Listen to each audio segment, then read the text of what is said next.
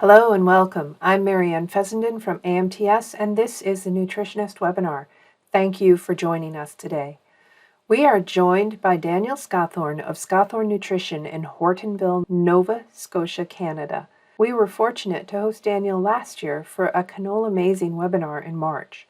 Some of you may be familiar with Daniel from his informative and very well done LinkedIn posts.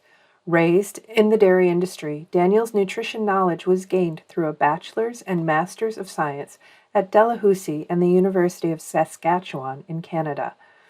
Daniel worked as a dairy feed advisor for Feedright in Alberta and then as the ruminant nutritionist with co-op feeds across Western Canada.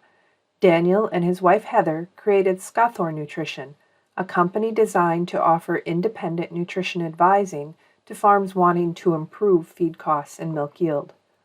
Through this, nutrition consulting has been provided to many farms and organizations globally, such as Dubai, Saudi Arabia, Jordan, Egypt, Vietnam, and Canada. Daniel has volunteered with Farmers Helping Farmers by helping small dairy farms in Kenya improve milk production and cow health. When Daniel is not working with farms, cows, and fellow nutritionists, his favorite things to do are soccer coaching, personal fitness, cooking, surfing, and seeing new places. He has 3 amazing children, Logan, Alexa, and Zara, and a very supportive wife, Heather. Enjoy the video. Daniel was able to video during some amazingly beautiful weather. And remember, enter your questions or requests for elaboration in the chat or Q&A windows. Hi, my name is Daniel Scothorn, and I'm very fortunate to be here today. I'd like to thank AMTS for the invitation. We're really proud to showcase some of the farms here on the east coast of Canada. I operate Scothorn Nutrition along with Amber Craswell, Heather Angel, and Jennifer Bernard. We provide coaching and management to dairy farmers primarily on the east coast of Canada and also remotely in Asia. The topic of today's presentation is a virtual tour. It's a look at dairy herd performance. And we've been very fortunate to have Sunny Point Farms from East Knoll, Nova Scotia, allow us to go in, take video footage, and really get deep into the operation there of how things are done. I'm really excited to have this opportunity to showcase a farm that's really well managed, is award-winning. They've have many individual cows who have won high production awards, as well as the farm itself has rated very well in Canada as far as management index goes with Lactating. So without any further ado, I'm going to go over to a map so I can give everybody an overview as to where we're at. Many of you have probably not been into Nova Scotia or even on the East Coast that are watching the video today. So here we are. We have Canada here to the north and US just to the south side of us. And this blue dot is, I think, where I'm sitting here today in my office. So we're going to zoom in. And you can see it's not white. We don't have snow here year round, although it does feel like it's very close to arriving soon. So Nova Scotia is the easternmost province, apart from, Newfoundland and Labrador. And we're surrounded by Prince Edward Island, which is a highly intensive agriculture area, and New Brunswick, which is more forestry, some agriculture, and just Maine down here to the southwest of us. Just to give you an idea as to what the lay of the land is here, Nova Scotia. You can see this area here that my mouse is tracking over right now. This is the Annapolis Valley. I'm actually sitting here where that blue dot is. But the farm we're going to today is up here. Is up here on the Knoll Shore.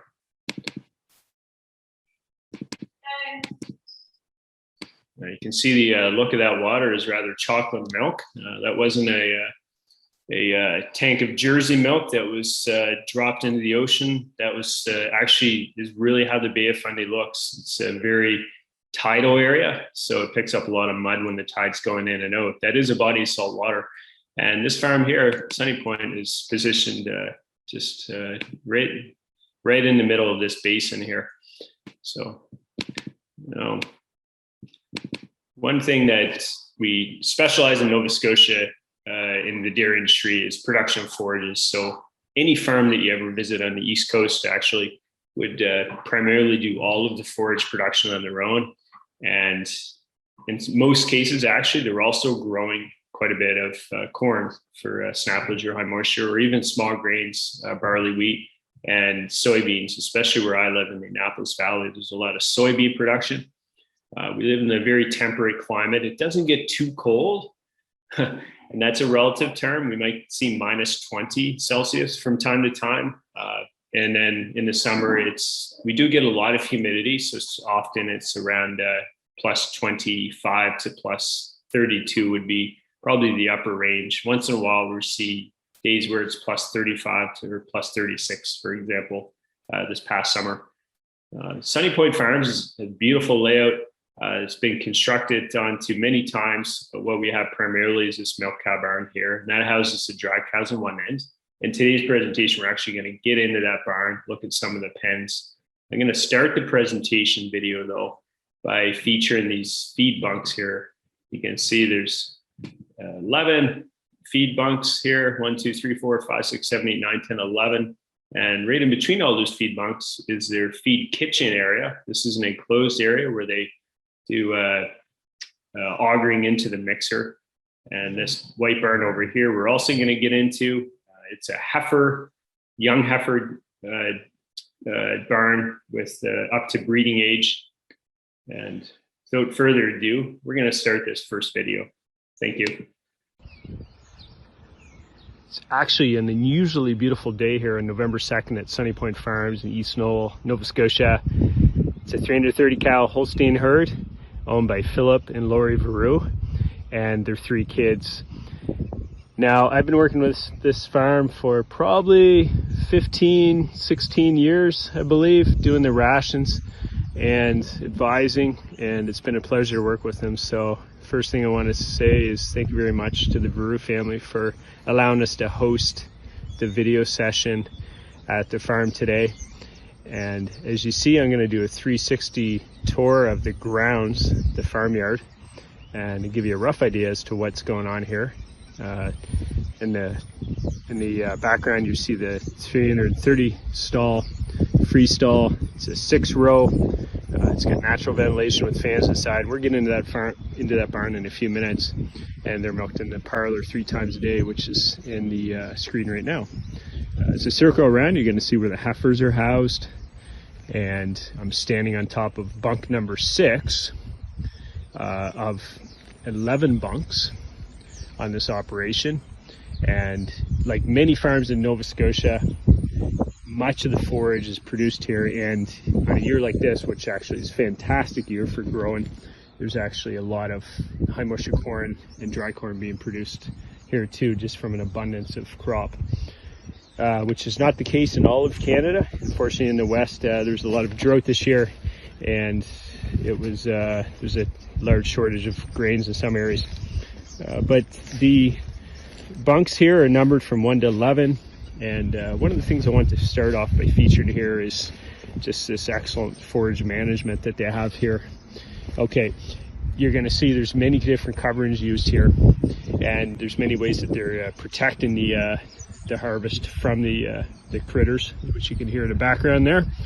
And there's being in Nova Scotia, we have plenty of raccoons too, so there's a lot of things that Sunny Point has to do to protect the coverings. And I think it's a really good place to start because it's very symbolic as to what dairy nutrition and successful dairy operations have to do to ensure good production cow health, which is produce a really good quality forage. And really, at the end of the day, the successful farms are the ones that are producing good forage or procuring good forage and allowing high dry matter intake of forage. The most successful farms we see are high forage intakes, typically, and that's the case in Canada, unless you're in a different part of the world where the provision of forage is not as common at the high level. But this is what the base of the discussion will be here today in the presentation: intake, feed efficiency, and forage quality. You can see what we have here is a blend of first cut and fourth cut. In Nova Scotia, it's getting more common to do 4 cuts on a regular year, even 5 cuts on a year like this, which the grass starts typically growing in May, and it's November here now, and there's still some people harvesting their final cut of grass alfalfa. For the most part, the silage harvest is completed in October here, and that would be corn silage and grass silage, but this year's an exception. One thing that really sets this farm apart is just their management level on forages and production. So you can see in my hand here now what we have is it's a blend of triticale, and really nice color here. You can see the iPhone's not lying. It's an excellent bronze color. You got a little bit of alfalfa as we get up higher here, and that's because it's a 4th cutting that's actually put on top. And this is something that I've personally promoted, and a lot of farms have thankfully acted on, is doing on these farms that can enable or that have the manpower, I should say, in the bunk space to put a first cutting on the bottom and then a 2nd, 3rd, or 4th cut on top. And that way we can provide both the high energy, high digestible first cut grass-based forage pretty much year round, and that higher protein, typically higher legume, because Nova Scotia does dry out midsummer, and you get a lot more prevalence of clover and alfalfa, and that typically goes on top. So that way we can provide the best of both worlds, high energy on the bottom and higher protein on the top. And most of these farms, Sunny Point included, use some sort of a defacer, and we'll get to that in a moment. You can see the excellent covering. They use in this farm they particularly use a lot of tires. They use sandbags on the sides, and they're following a lot of good principles of good silage management. They're using a double layer of plastic. They're using this oxygen barrier on the very bottom, and over top of that they're using either a 6 or an 8 mil plastic to protect that oxygen barrier. And you can see, I love this, look at this, the gravel that goes around the circumference of this face to prevent any the plastic from flapping, and keeps everything tarped down really well. Now we're standing in a brand new grass field. This is orchard grass in this case, and we just found that orchard grass fits in this rotation well. Typically it would be a rotation of orchard grass blended with alfalfa and a couple years of corn silage, and then there might be wheat in between that.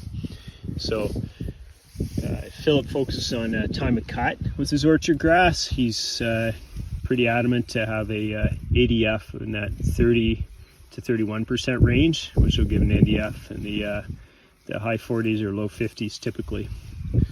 Some years alfalfa grows well in on this farm in this climate, and other years it doesn't. This is a year when alfalfa just didn't catch well.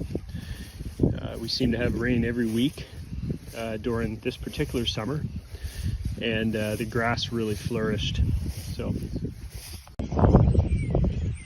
standing here actually in front of bunk 1, 2, 3, and 4, and these are some of the original smaller bunks that this farm had, but they still work really well these days as the farm picks up on cow numbers, and these has higher foraging requirements. These bunks come in very handy for like a 3rd or 4th cut, or maybe even a 2nd cut, which may be on some years quite a bit smaller than a 1st cut, or vice versa, but they come in really handy for just putting one cutting in. The other thing they come in handy for is doing a dry cow feed, which we purposely do at a high ADF. We're aiming for a 38 to 42 ADF on dry cow silage, and the benefit of that is that we get the right amount of energy in that forage, and we don't want to feed too much TDN or NEL to those far off dry cows, and it comes in really handy for bred heifers too as well. And with the genetics that we're using here, those bred heifers just want to eat and eat and eat, so we can't really feed a high energy forage to those heifers, or else they typically put on too much body condition. At the end of the video, we'll look at the forage analysis on this stuff, but it turned out to be just perfect for dry cows and heifers.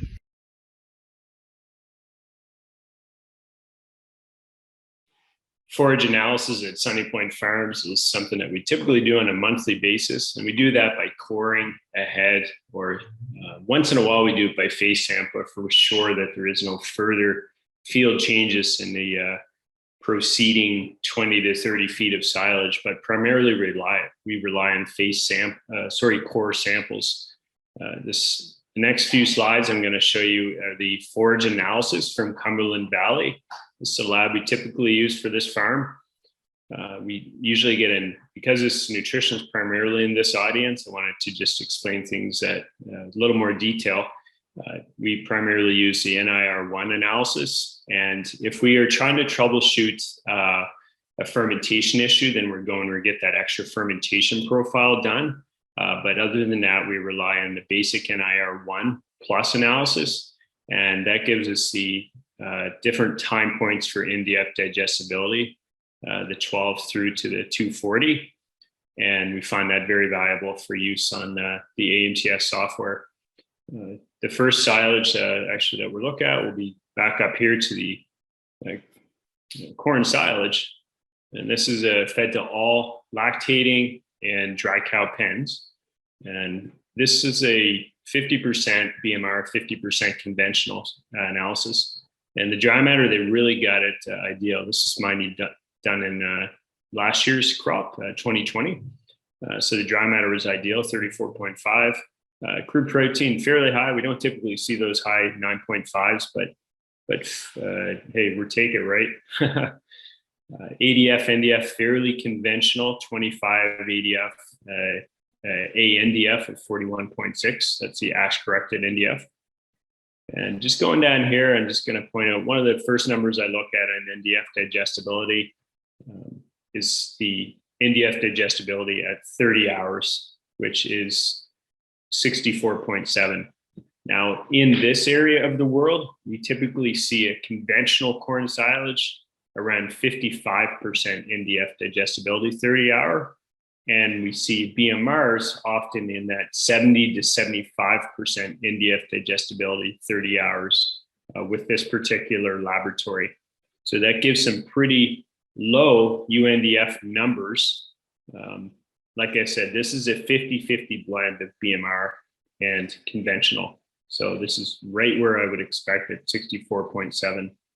A lot of silage acids in this stuff. Starch is 31.7, which I would consider to be pretty typical of a conventional BMR blend. Normally, we would see probably closer to 25% on BMR and closer to 35% on a conventional. So this is right in the middle, which would be fairly expected. Going down to the grass, this is a grass that we feed intentionally to dry cows and heifers. And what I mean by intentionally is that we wait until the second cutting to take the first cutting off for the dry cows and heifers. All right. So rather than taking first cutting in May for dry cows and heifers, we take it in late June, sometimes even early July. And the reason for that is to try to get a higher NDF. In this case, we have an NDF of 66 and a lower energy. We purposely want to have that high fiber, which we consider ideal for our controlled energy dry cow diets, and also ideal for the bred heifers who tend to easily get over conditioned with high quality, well fermented forages. The protein on this is very low. It's 12.6%. Like I said, it's mature grass. And the NDF digestibility is still relatively high though, because it is a first cutting. It's 63%. So straw, as you may know, is around 30 to 40% 30 hour. So this doesn't provide that very high fiber, low digestibility that straw provides, but it's a much more affordable way to feed cows from this part of the world in a controlled energy diet situation. So, and the final analysis I'll show you is the grass alfalfa blend. In this case here, it's a blend of first cut and fourth cut, which you saw in the video was the first cut on the bottom and then the fourth cut over top of the first cut. So it's a blend. We have a pretty ideal dry matter here at 40%, crude protein of 19, and that reflects the fact that it's fairly grassy this year. The alfalfa had a hard time striving because it was such a good year for grass growth. And then the ADF on this is 33.8. The NDF is 48.6. So a little bit high. We're usually aiming for 30 to 32 ADF on dry matter basis, and NDF of depend on the grass content. But if it's 50-50, we usually trying to get an NDF down around 44 to 45%. In this case here is this particular bunk probably came off a few days late, a little bit mature. NDF digestibility, and that was not by choice of the producer, but more due to weather conditions. The NDF digestibility is still ideal though, 65.7. So what we have is very typical Nova Scotia, a very high digestible forage, and we're going to continue the video tour. What you see here in this next bunk over is bunk 3. This is a snaplage, and this is common in a lot of areas of Canada and States, but not so common in other parts of the world. Typically, snaplage is harvested with a self-propelled forage harvester with essentially a combine head on it. And that's what we call a picker. So it picks the cobs off and processes it with ideally a very tight roller and a set of reprocessing or recutter screens, depending on the brand. There's many names for it. But we want to see that really nice fine particle corn so that the cow can digest it properly. And you see here, I just pulled a sample. This is actual farm called day for me here, so I had to come out and do some samples. And this is snaplage. So you can see there's a bit of crack corn in there, but most of the corn is fairly fine ground. You can see the leaf there. That's because snaplage is essentially the entire cob and the shank. And on occasion, it'll pull in a little bit of leaf off that corn plant as well, just depending on the moisture of that plant. A year like this, where we did not get an early frost, the plant typically stays greener in the field. So it becomes very difficult to pick that corn off without bringing in a lot of fiber. But the fiber that's in that cob is relatively high digestibility if it's cut and processed nice and fine, and also if it's cut at the right moisture. We want to ideally harvest this snaplage at a black layer, and that will ensure that we can there's enough moisture in that kernel for it to process and ferment in a bunk. If it gets drier, we end up getting too many of these dry cracks. The biggest challenge I see with snaplage and high moisture corn in general, and this is just a general statement, not anything to do with this particular farm, is that we don't have enough processing. There's far too much going through the manure. I still feel it's one of the biggest industry issues that we have. Maybe not in other parts of the world, but here on the east coast of Canada, I find that it's one of the biggest opportunities to improve the processing of high moisture grains that are fed to cows. And I'm sure that's the case in other areas, but I'm not fully aware. So these kernels here, although they had the right moisture, some of them just don't process well enough because they might be on the very end of the cob. You can see here, this is the very tip of the cob. That's where the kernels are usually smaller, harder, more shrunken up. There's usually a little bit of leaf damage in any of those cobs. So those little tiny kernels that come off are really hard to process properly. And that's probably the one disadvantage of snaplage. The advantage of snaplage though is that you can store it in a feed bunk. You don't need to dry it down. You can ferment it. And on the east coast here, that's good. We don't get a lot of drying weather in the fall months. So if we could do more fermented feeds, that's better. And you may notice what we have here is a drill. It's a core system that we use. We have enough extensions on that core to get all the way down to the bottom. Like I said earlier in the video, we try to rely on core samples so that we stay ahead on the rations rather than always trying to catch up on ration formulation. And this allows us to have results back on the feeds well before we need to actually feed this stuff. A lot of clients always ask, how long should we let this high moisture corn or snaplage sit before we go and feed it? And I think that most nutritionists would agree that probably longer is better. I usually say 2 months, and sometimes clients are in that situation where this is their cheapest feed, and so they're usually compromised with that 2 months that I request, and they usually go with 2 days. Okay, so we're just getting back here. I just bagged up that sample of high moisture corn, taped up the hull, and what we have here is about a 10-foot deep core, and we'll have the results back in 3 days, and we know what we have. I'll test just the typical things that we would on typically, I guess I would use a corn silage analysis type analysis, and that's so that we can get a fiber digestibility, a 7-hour starch digestibility, plus all the regular stuff like crude protein, ADF, NDF, and percent starch and ash and the minerals. This will typically make up 20-30% of the cow's diet, depending on how much corn silage we're feeding. The more corn silage we feed, obviously the less snaplage we have to feed. You may have noticed this really cool tile system that they use over this bunk, and like I said earlier, this is just one more little tweak that they found on this farm to protect this investment of growing forage and grains. And these are just rubber mats, essentially. It's made by a company over in Quebec. I just can't remember the name at the moment, but they're light enough so that one person can lift them and tile, but they're heavy enough so that they don't blow away during a tropical storm or a hurricane. And it also keeps the raccoons and the birds off. So we get a lot of ice and snow out here, so they don't tear or rip when the feeders try to take them off the side of the barn. Picking up on snaplage, there are a few more notes. It's become quite common on the East Coast, and there's a few reasons for that, because it's so easy to harvest. All it takes is a self-propelled harvester with a corn combine head on it and a really good corn processor.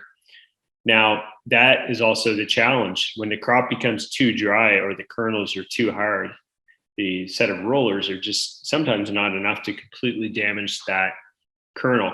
And what you see is more starch in the manure, like, for example, on the right side here. This isn't a photograph from Sunny Point Farms. This is another farm I was at recently who just started to put snaplage into the diet after fermentation for around 1 month.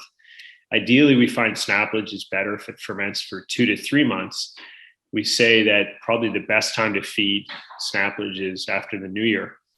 And you can see how it ranges in starch percentage compared to shelled corn. It's probably 10 to 15 points lower on average. And that's because the crop is a lot of stalk and mostly leaf that's coming in. And that's what brings us NDF up to that 18 to 25% range. Now, this NDF is digestible if the crop is actually harvested at the right moisture. The values range depending on if you're buying or growing or what your crop yield's like. But this year we saw cost of production values as low as $100 a ton. But a year like 2 years ago, where the crop was not good, the cost of production was closer to 200. And currently, shelled corn delivered in this area of Nova Scotia is around that 300 to 350 range, depending on the contract.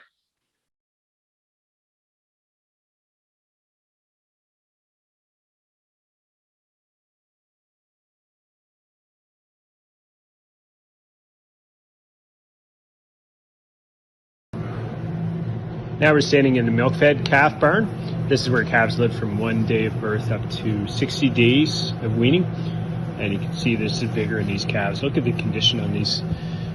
Really nice, clean, well bedded. See a little bit of environmental it's a tough word, environmental enrichment going on here.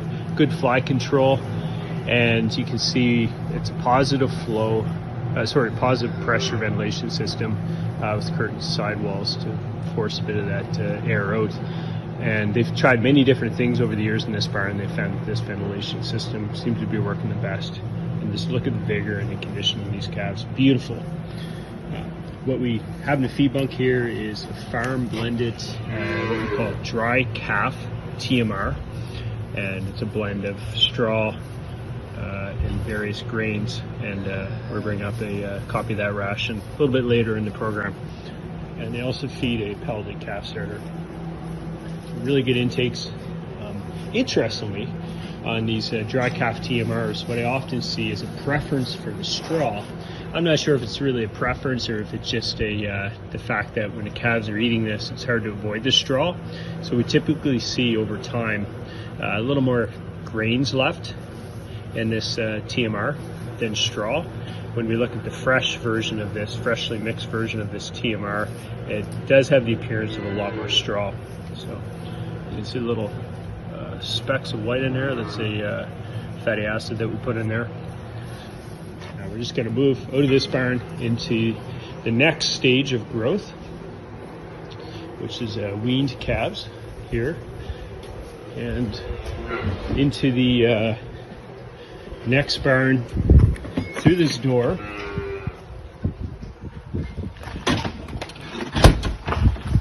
And this is where calves from 3 months onwards up to point of breeding live. Now, we try to ease the transition onto this dry calf TMR, the straw-based TMR. We still feed them a little bit of pellet here, but primarily their diet at this point is that dry calf TMR, the blend of straw, dry grains. There's no high moisture grains in there or wet silages. It's just completely dry. Quite a bit of molasses in there too. You can see at this point it's predominantly calf straw-based TMR. And nice quiet barn today, well fed. Always a sign of a well fed barn is quiet calves. No coughing whatsoever. I'm sure somebody's going to prove me wrong in a moment here, and this is interesting what we do here to ease them on to that silage-based diet at this age, which are June-born calves. We give them half dry TMR and half silage-based TMR. A little bit windy here, so I'm not going to be in here too long. It's probably difficult to hear me, but you can see the different age groups here. And up near the end is where the breeding takes place. And we also have a third TMR that's fed to these breeding age heifers, which is pretty much 100% forage with the mineral premix in there to provide the extra goodies. And you can see it's really high forage at this point. Again, we just see these calves eating so much forage now. And this is something I've seen change over the past 10 years especially. And I think a lot of that is to do with the genetics. I think the fact that we're selecting for high milk production means that these animals, no matter the age, are just capable of such high dry matter intakes. And we used to have to feed a lot more starch and protein to these calves 10 to 20 years ago to get the growth. But now we can do it predominantly on a good, relatively, I was going to say, mid-maturity grass silage and just small amounts of corn silage from time to time. But they just seem to be doing this growth on such a simple diet, and that's what I've noticed with these improved genetics. Hey, good to see you back again. There's a reason why I'm not on video any longer, and that's because it's my boy's birthday this week, and he decided that a great birthday idea would be to take his dad out paintballing with him and his buddies and gang up on me. So there's too many different colors of paint in my hair right now to bother going on video. This is a dry calf TMR. It's fed to all the calves from birth up until 4 months of age, and it's based on wheat straw, molasses, fat, corn, soy pass, canola meal, and a premix that has some of the additives in it. The dry matter intake once they reach that 3 months of age is around 4 kgs. This is post-weaning. Has enough protein there for 1.73 kgs of gain. And the protein is relatively high at 21.5% dry matter basis, and the starch as well is high at 27. There's a little bit of fat in there. The sugar is quite high at 8.3, and that definitely adds a lot to the palatability. Does help mitigate the dust a little bit, having that much molasses in there. We just find this is a really good way to feed calves. The forage component of that diet, which is 100% from straw, is around 16%. And that's something that we can tweak. If we feel that the intake is too high, we can increase that. If we feel the intake is too low, then we can also decrease that to increase the consumption of concentrates. Thank you.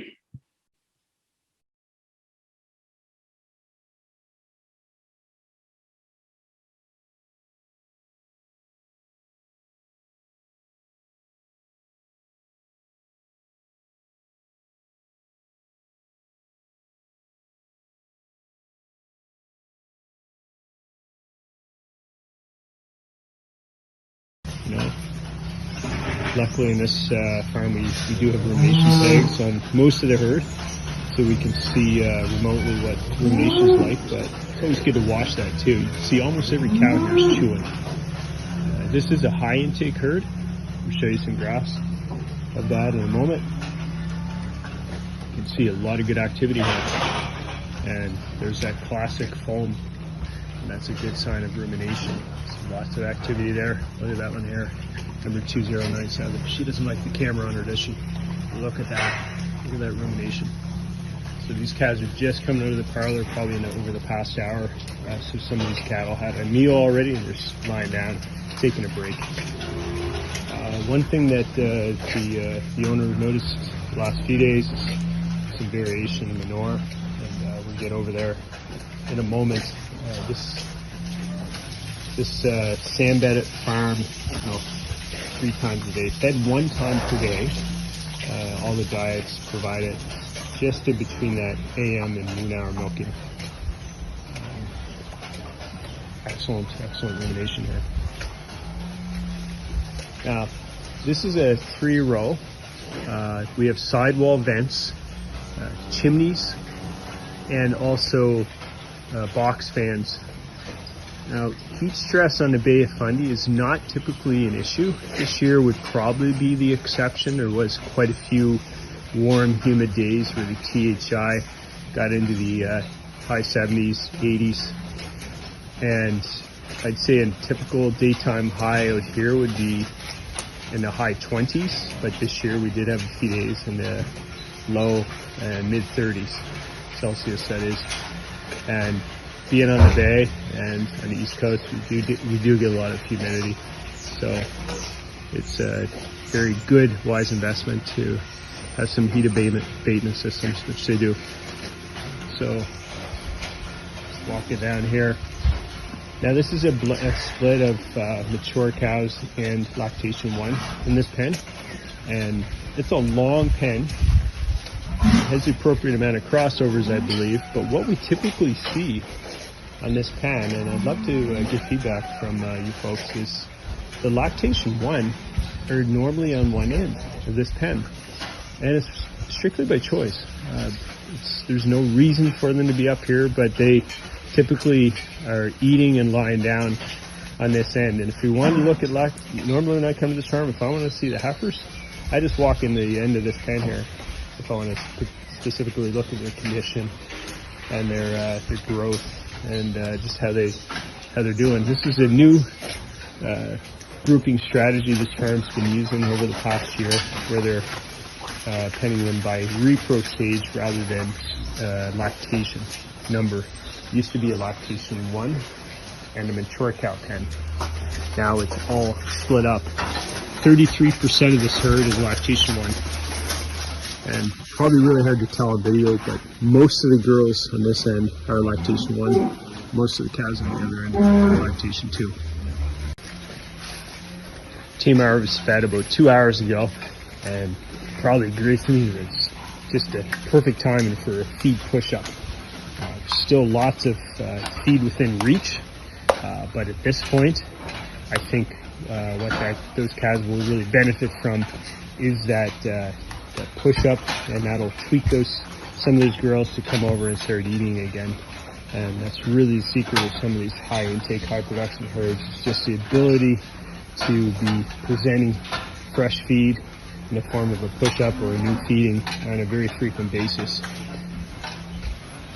can see this pen here is fed just before, so they are also ready for a push up. And I think that skid steer I can hear in the background is going to be coming through here in a moment. Dry matter intake on this herd is currently quite good. At times it's been as high as 34 kilograms among the mature calves when we used to pen them separately. And now that we have the lactation 1 and mature calves penned together, we typically see at a high of about 33 kgs. And that's for a pen that goes up to essentially the 125-day range. This pen over here, which is essentially all bred, confirmed pregnant cows, their TMR dry matter intake is typically about 4 to 5 kgs lower. And spinning around here, this is the fresh cow pen, and this includes all lactation 1 and mature cows as well. So this diet is unique. We've gone with a high protein.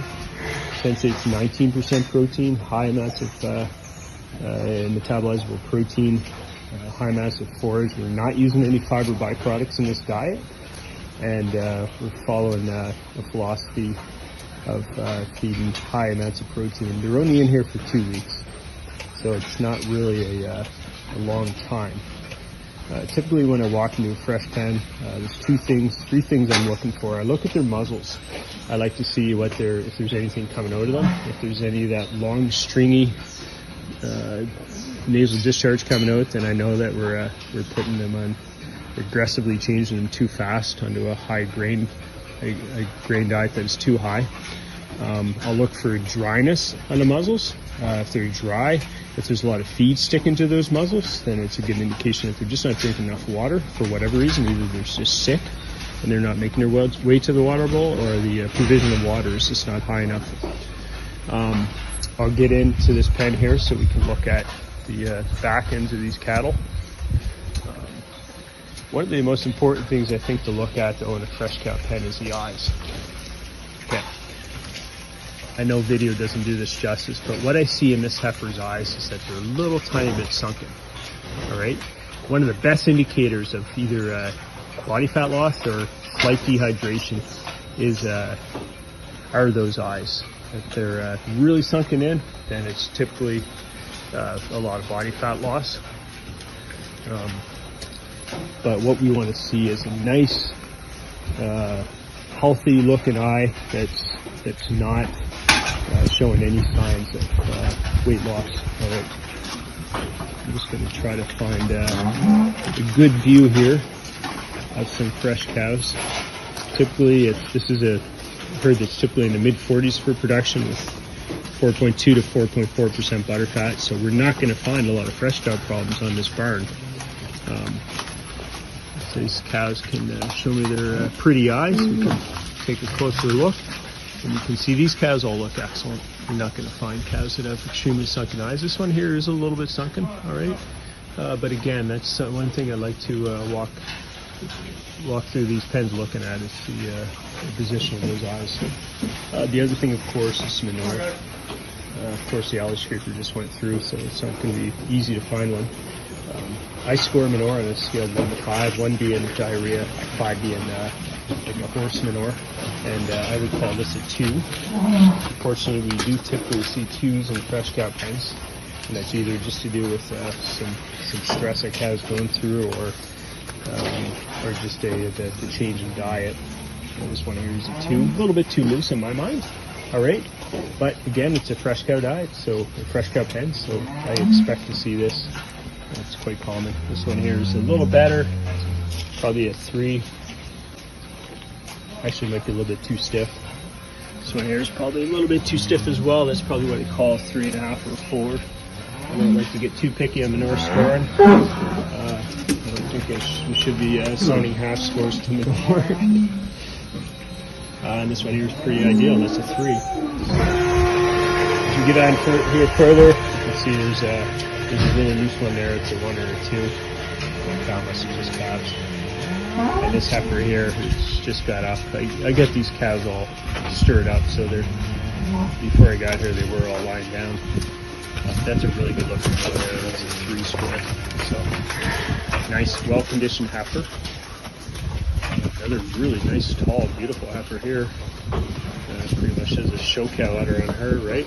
For that front attachment and the teeth placement. Wow, it's incredible heifer. So this is a really high intake herd typically. The breeding pen, which is a high lactation cows, they normally average between 30 and 34 kgs of DMI. This diet is balanced today for 32 kilograms. And I'll just give you a little indication as to what these mean. This is a blend of first cut and fourth cut haylage. That's a bunker that I showed you at the beginning of the videos. This corn silage, or CS, is a blend of the BMR in conventional corn, 50-50. That's from 2020. Corn grain, which is dry, fine ground. Wheat, which is dry and fine ground. This Enervive, which is actually a Scothorn Nutrition product. It's a palmitic acid. Soy plus, canola meal, urea, dairy premix, which has some additives as well. Now the cost is it's obviously high this year based on the concentrate costs we're using. I think we're at an all-time high for costs on this farm, just based on the price of corn and canola and soy this year. And but it's formulated for a ME and MP of around 49 to 48.8 kgs, and they're definitely achieving that in this pen. We can push that ME and MP higher. We'd have to do that with it's obviously a higher level of soy plus, probably a little less canola meal, and then higher starch or fatty acids. But we're trying to take into account costs here this year, just because primarily things are just so expensive, and forage costs are not too bad this year. So we're trying to still maximize forage, yet sustain a high level of intake and milk production. That rumen ammonia is one number I watch a lot personally, and this is on advice from the folks at AMTS, to watch that rumen ammonia. And if it gets below 125 is the point where you may want to start adding urea. So I do that normally. If it is below 120, 125, then we're add urea. If it's a high intake herd, we could probably get away without the urea. But in this case, I do add 50 grams. Can probably get away without having it there. It was higher on a different forage, so I've just been reducing that over time. The lysine, methionine are coming from the soy plus, the canola meal, and we are not currently supplementing any supplemental methionine sources. Now, it is a milk market here in the part of Canada that we live in, where milk protein is actually worth a lot, so it does pay to feed methionine, I believe, but we are also trying to keep feed costs reasonable this year because of the high cost of commodities.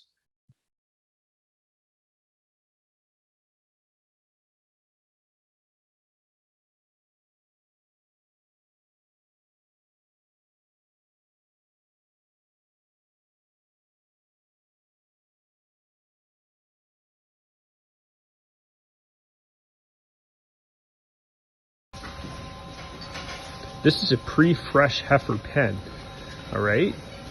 Now, here's an interesting experiment we've been trying on this farm and a couple of other dairies in Nova Scotia, and that is grouping these pre-fresh heifers by themselves for the 3 to 4 weeks pre-calving during that pre-fresh phase, and feeding them the actual fresh cow diet. All right, now the fresh cow diet, as you know, is higher protein. I already said it's 19% protein. It's got a lot of NP. It's got moderate amounts of ME. It's a fairly high forage diet. The reason why we're doing this, you may ask, is because we're trying to see if one less diet change actually helps these heifers. All right, so these heifers will consume this diet for 3 to 4 weeks pre-calving, and then for about 2 weeks post-calving. Now, during that calving phase, she goes through a pen change. She's put into the fresh cow pen, So she's being reintroduced to older herd mates. That's enough stress on its own. If you ask me, I think that's probably as much stress as she needs at that stage. So to throw another diet change in there, I think is just one more stress that we really may not see any benefit from. What I think is that if we at least keep the diet the same for these heifers, that it's just one less stressor, and I think we're getting a little bit better intake. First thing we were wondering when we started this trial a year ago was, are we going to see more udder swelling? In general, we didn't. Of course, there is the odd heifer that has udder swelling, but in general, we didn't see a big difference in that. So you see, these are really nice, well-grown, framey heifers. The capacity on this one here. Good, tall, well-bedded. Take a look at the manure in this pen. Ideally in a steam-up diet, whether it's a heifer or a mature cow, I think we want to see that manure a little closer to what a lactating cow manure would look like, which would be a score of 3 would be ideal. And I think what we're seeing there is pretty much a 3 in this pen. That's because they already eat the fresh cow diet. So we've tried many different dry cow programs here. We even tried the Goldilocks diet, where they're fed a high fiber, straw-based diet for the entire dry cow period. And we had issues with hypocalcemia, so we decided to go to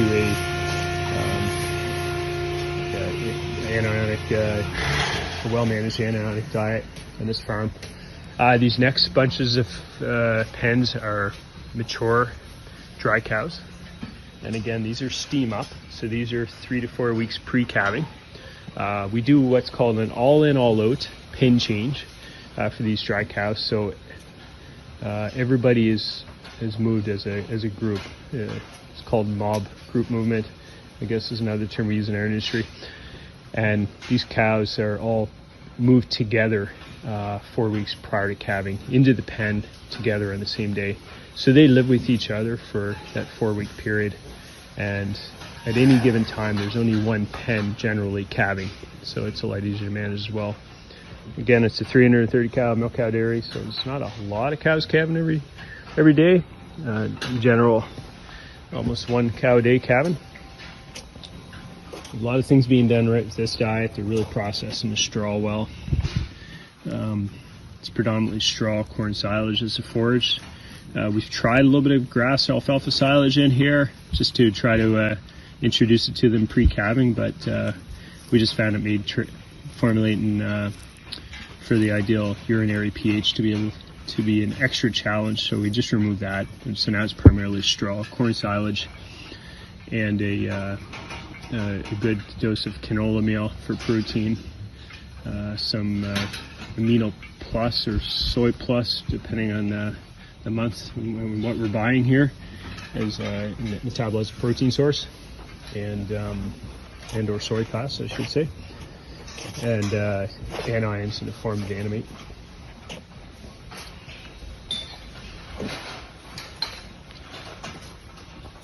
Nice quiet barn, isn't it? I love it. Let's take a peek at the manure in this pen here.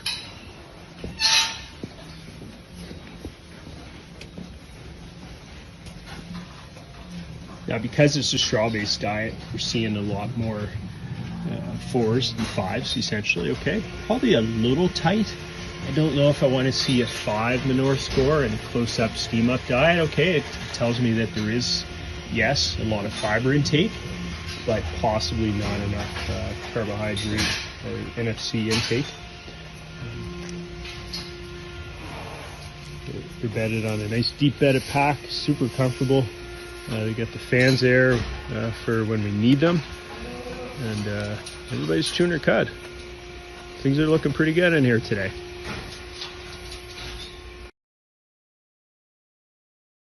Here are a few of the most important dairy comp 305 graphs, and this will give you a rough idea as to the production level on this herd. And I want to just highlight some of the graphs that I look at on a regular basis. And I'd like to thank Dr. Sterling Dorrance for helping me prep these graphs last minute here. I wanted to get really fresh data, so he just helped me over the weekend to get these together. Generally, these mature cows are averaging around 14,000, and these heifers are averaging around 11,300. And this is a 305 kilograms of milk, 305 days of lactation. Now, the goal is to get those heifers up closer to that 12,000. We plan on doing that through growth rates and trying to tweak that heifer pre-fresh pen, a few things like that. I'd love to get feedback in the question period on heifer 305 day milk and just some of the ideas that people have found work well. The next graph here. One of the numbers I look at a lot is week 4 milk, or W4MK, as it's shown here. And this graph shows the relationship of that week 4 milk by the 305 day milk. Now, I always do this on any herd that I look at to see just to double check that we have a good, strong correlation between the week 4 milk and the 305 day milk. And why do we use week 4 milk? It's because it's a really good, quick indication of how those fresh cows are doing. And generally, if they're doing well at week 4, they're going to do well the rest of that lactation. This graph certainly shows that. So that said, we can then take that W4MK, or the week 4 milk, and make all kinds of graphs around that to see what's impacting the week 4 milk. And a few of the slides in particular I want to show you is one thing we found over and over again is that the number of days that dry cow spends in the close-up pen is somewhat going to impact her milk production. And what I mean by that is this is all the lactation 2 fresh cows on this graph here, lactation 2. And this graph demonstrates that if they're not spending much time in that close-up pen, say, for example, if they calve early or they're maybe misplaced, they're put into that pen too late, which wouldn't happen on Sunny Point, but if they are in there a short amount of time, it's typically because they calve early. Then we're just not going to get good week 4 milk. I see this over and over again. If they're only spending 18 to 20 days in that close-up pen, the week 4 milks become very low. Now, on the contrary, you'd think that the longer they spend in that pen, may compromise how well they do, but we generally don't see that. There is a trend to do just as well as they spend more time in that pen, even though they're on a well-balanced anionic diet. The next graph is the second plus lactation. There's quite a few more cows on this one. Now, their average week 4 milk is 56.4 kgs. And you can see there's still a very similar relationship there, that if they spend too little time in that pen, say 16 to 18 days and below, generally there's going to be more cases of cows not doing well. And it seems like we're getting the most milk, the highest week 4 milks in this group of cattle that are in there between 22 to 26 days. All right. Not highly sensitive, that graph, but it is a good indication. On other herds that may not be producing as much, we may see more of an extreme example there. So the other question is, well, is the previous days carried calf impacting that number of days in the dry period, or number of days in the close-up period? So say if that cow calves early, is that what is impacting the days that she's in that close-up pen? And in this case, I think we can show from this herd that the average days in gestation is around 277, 278 on this herd.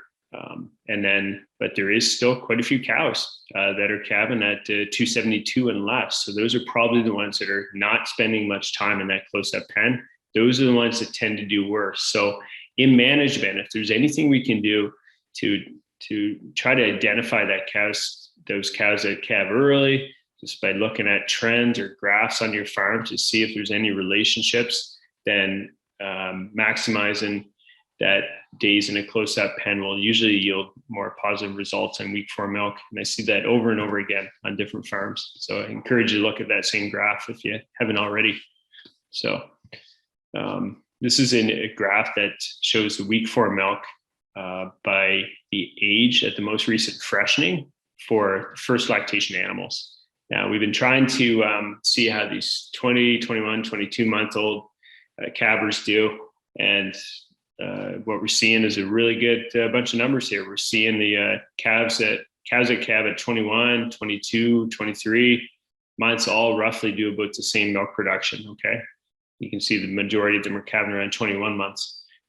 We typically start to see issues when we get to that 25, 26 months, but clearly on this farm, there is none that are calving that old because of a tight breeding program. So also, I'd like to, before I show you the next video, I'd like to thank the Sunny Point family, the Verus, for letting us host this video tour today and showing some of this information that I think is certainly sensitive. There's a lot of management that goes into this information, so I really appreciate them allowing us to share this and have discussion. So I look forward to questions after this final video that we show. Take care. And here's the secret to success in these high intake, high production farms. I know that you can do it without sand, but really at the end of the day, it's very difficult to beat a good sand bedded freestall with proper dimensions. And one of the keys to keeping that sand bedded system working well is just replenishment on a regular basis. Ideally, I'd love to see it every day, but I think the well-managed operations are putting fresh sand in at least twice a week. And of course, using a really good grooming system here. You can see they've got a homemade grooming system. They just go along, and this is a leveler, which keeps those big chunks of sand from developing, and this is what helps cows lay down properly when they get into that stall. We'll add the question and answer period from both the morning and the evening webinar shortly. But first, I have to go through a few things about our next webinar and also thank our co-hosts and our sponsors. Next month, we'll have our final webinar of the year. I do appreciate recommendations for speakers, topics, and formats for next year's series. For December, we'll be hosting Dr. Sam Fessenden, co-owner of Silver Spirit Farm in Elgin, Minnesota. Sam spent his early life on a fifth-generation dairy farm in upstate New York. After completing his BS at Cornell, a master's at Minnesota State University with Dr. Marshall Stern, Sam returned to Cornell for his PhD with Dr. Mike Van Amberg, working on the CNCPS model. On completion, Sam joined the team at AMTS, where his primary role is model teaching and support, as well as international work. Last year, Sam moved to a consultant role in our company as he transitioned to owning and running a 120-cow dairy in Elgin, Minnesota, with his wife and her parents. He continues to offer model training and support, as well as advisement in program development. Living the dream with a young daughter, another child due soon, a supportive wife and family, as well as a new dairy, Sam really has no free time for extracurriculars. Next month, Sam will provide insight on what he has learned in his experience as a startup robot facility. Register to join us at 9 a.m. or 5 p.m. Eastern Standard Time on December 9th by visiting the agmodelsystems.com webpage and looking under the Nutritionist 2021 webinar tab for the webinar sign-up button. I'm thankful for my co-hosts who share the task of fielding questions and who bring global insight to our webinars. In the morning, you will hear from Dr. Huday Kavustran, our distributor in Turkey. And then in the afternoon, we were joined by Dr. Marcos Neves Pereira of the University of Lavras in Brazil and Dr. Sean Lee of AnsciTech, our distributor in China. We also co-host these webinars with Paula Turillo of Athena, who hosts the webinars in Argentina as El Webinar del Nutritionista. She receives support from Rock River Lab in Argentina and is ably assisted by Paula Alanes in translating. We are especially thankful to generous sponsors who make it possible for us to get great speakers and manage the program.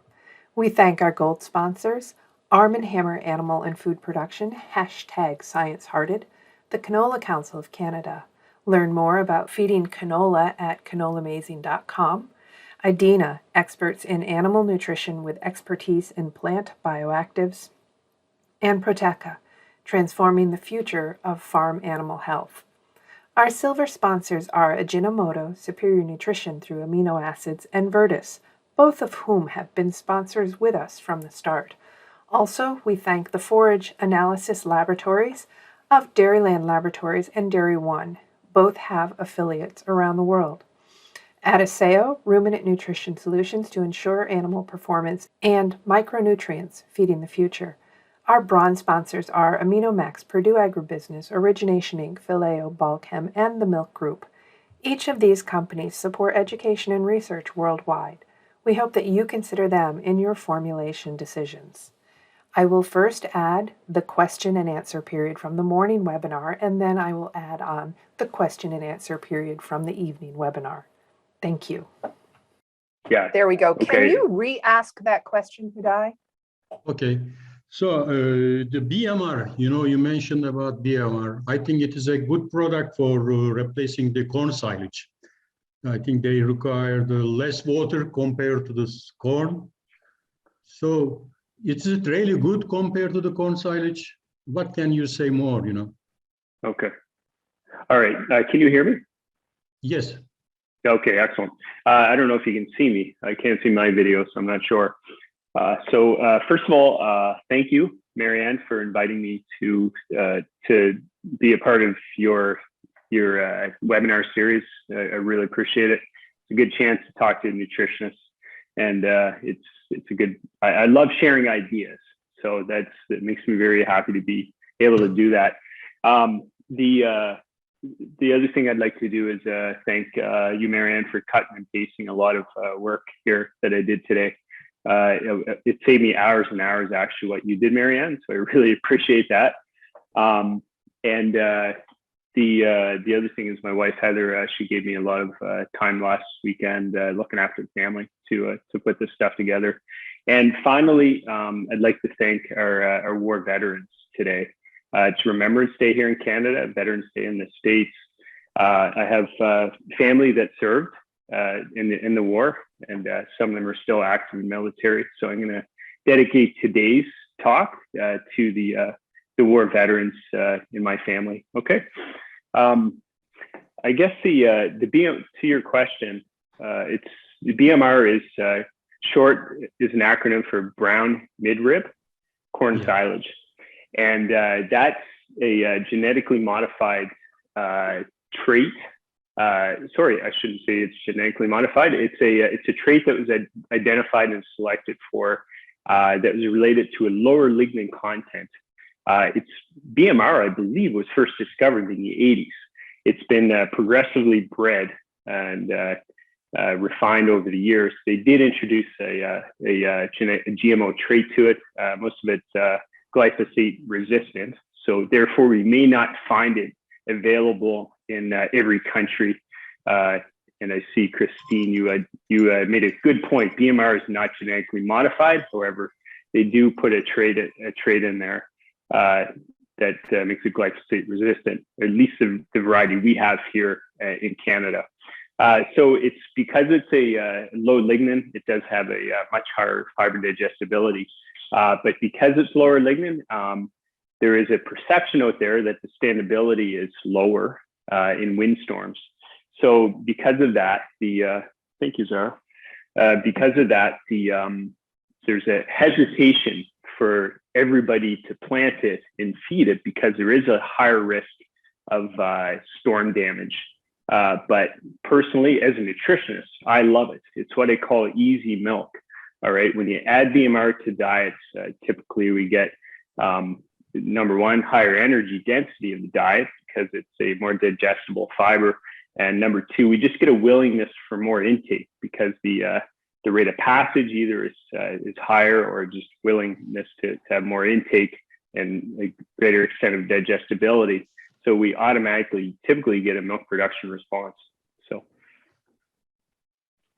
Very good. So I have another. Hudai? Yeah. I have a question for you. I know that in some parts, as Christine offered, that BMR is not genetically modified, but Daniel indicated that perhaps a variety that he's commonly using is considered genetically modified because of the glycophosphate tolerance.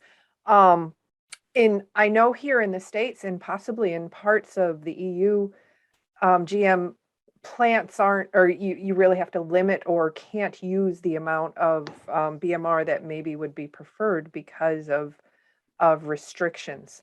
Do you experience that in Turkey as well? And Daniel, what are your thoughts on that?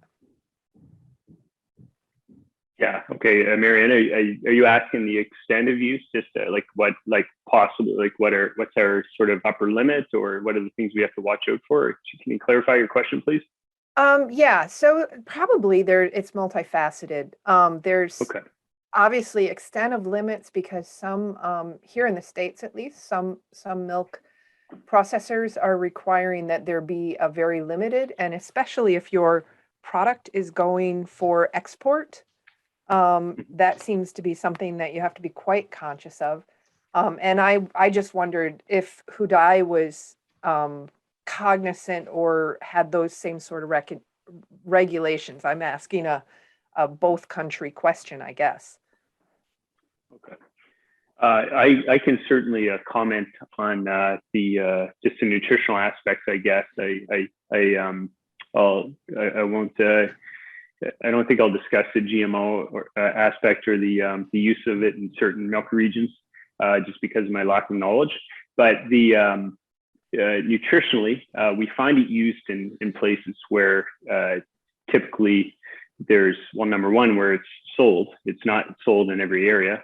Number two, we do use it as a full replacement of conventional corn silage in many parts on the East Coast, but I do recognize that certain parts of Canada that are more, for instance, more alfalfa silage based, there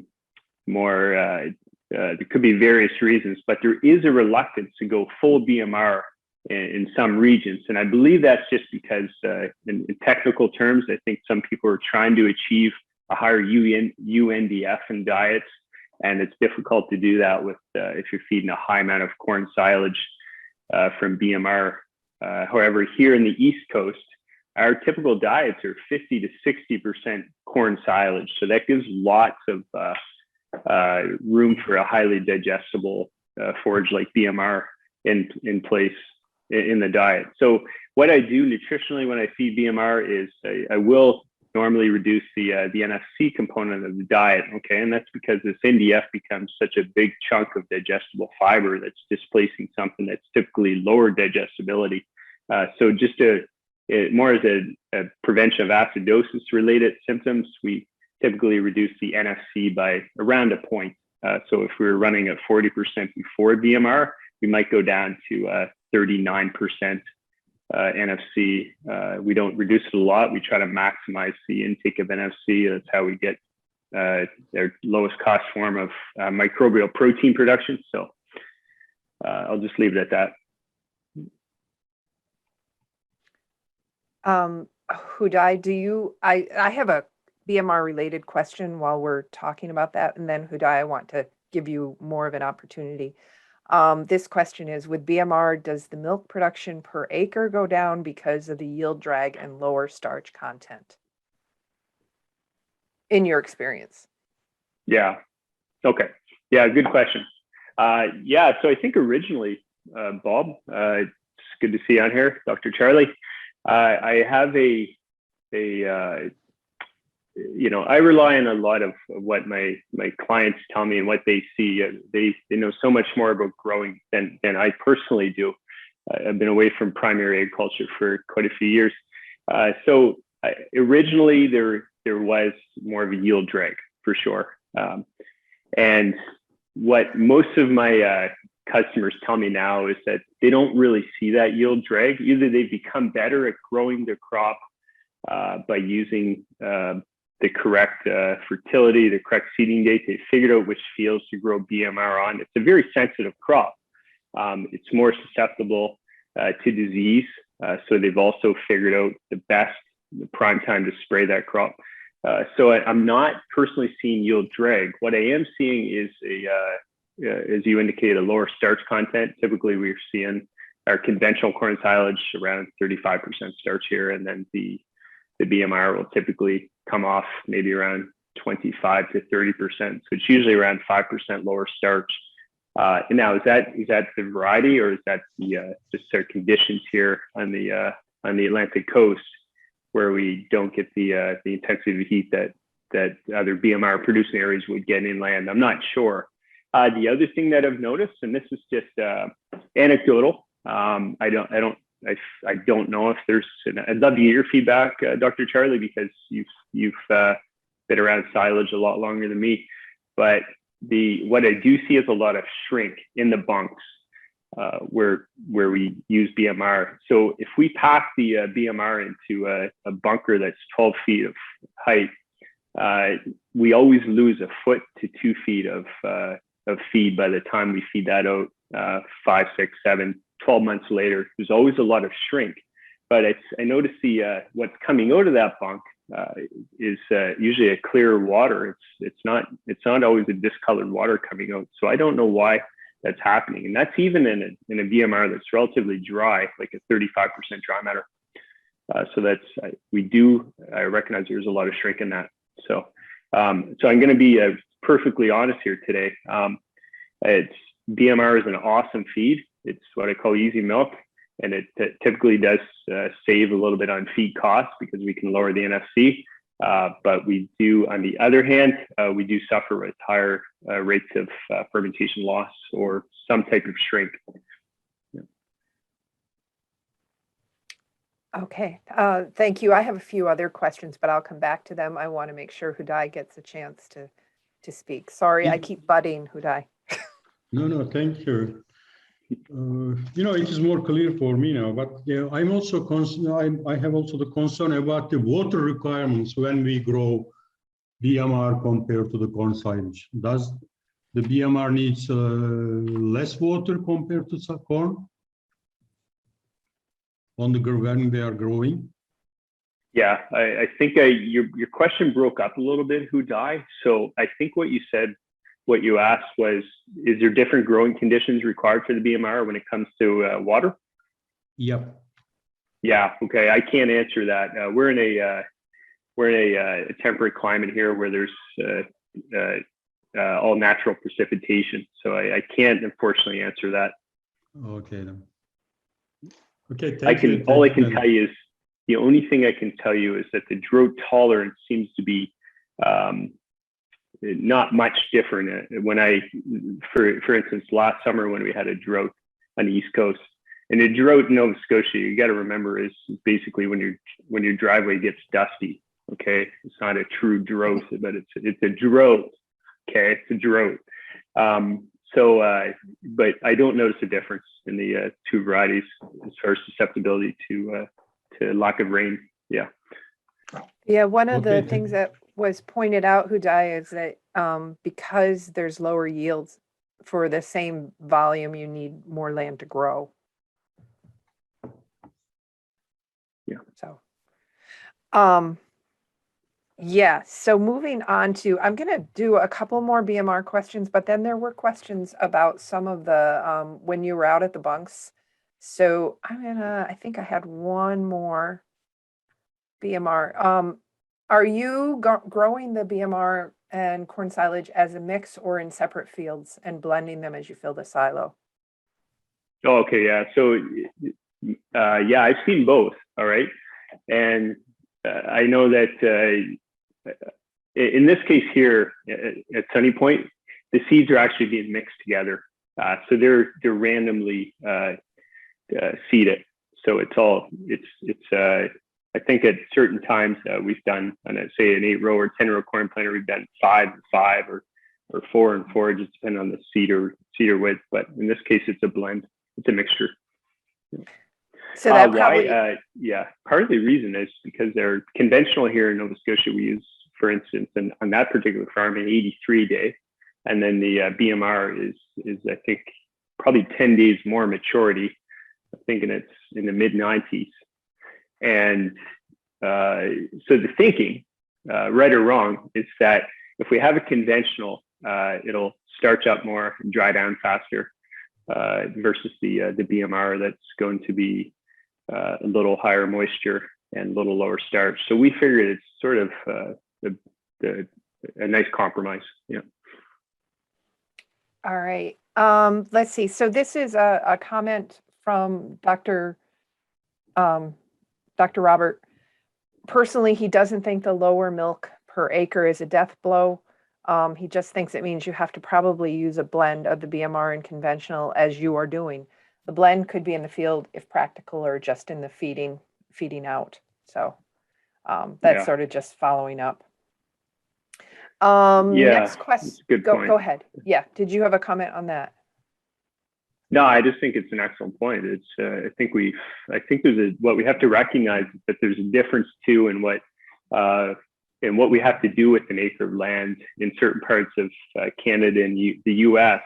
based on the land value. Okay, if we're in an area where land value is only $3,000 an acre versus an area that's $25,000 an acre, then I think it's different on how we get to use that acre of land. Okay, here we don't, where land is a lot cheaper on the East Coast.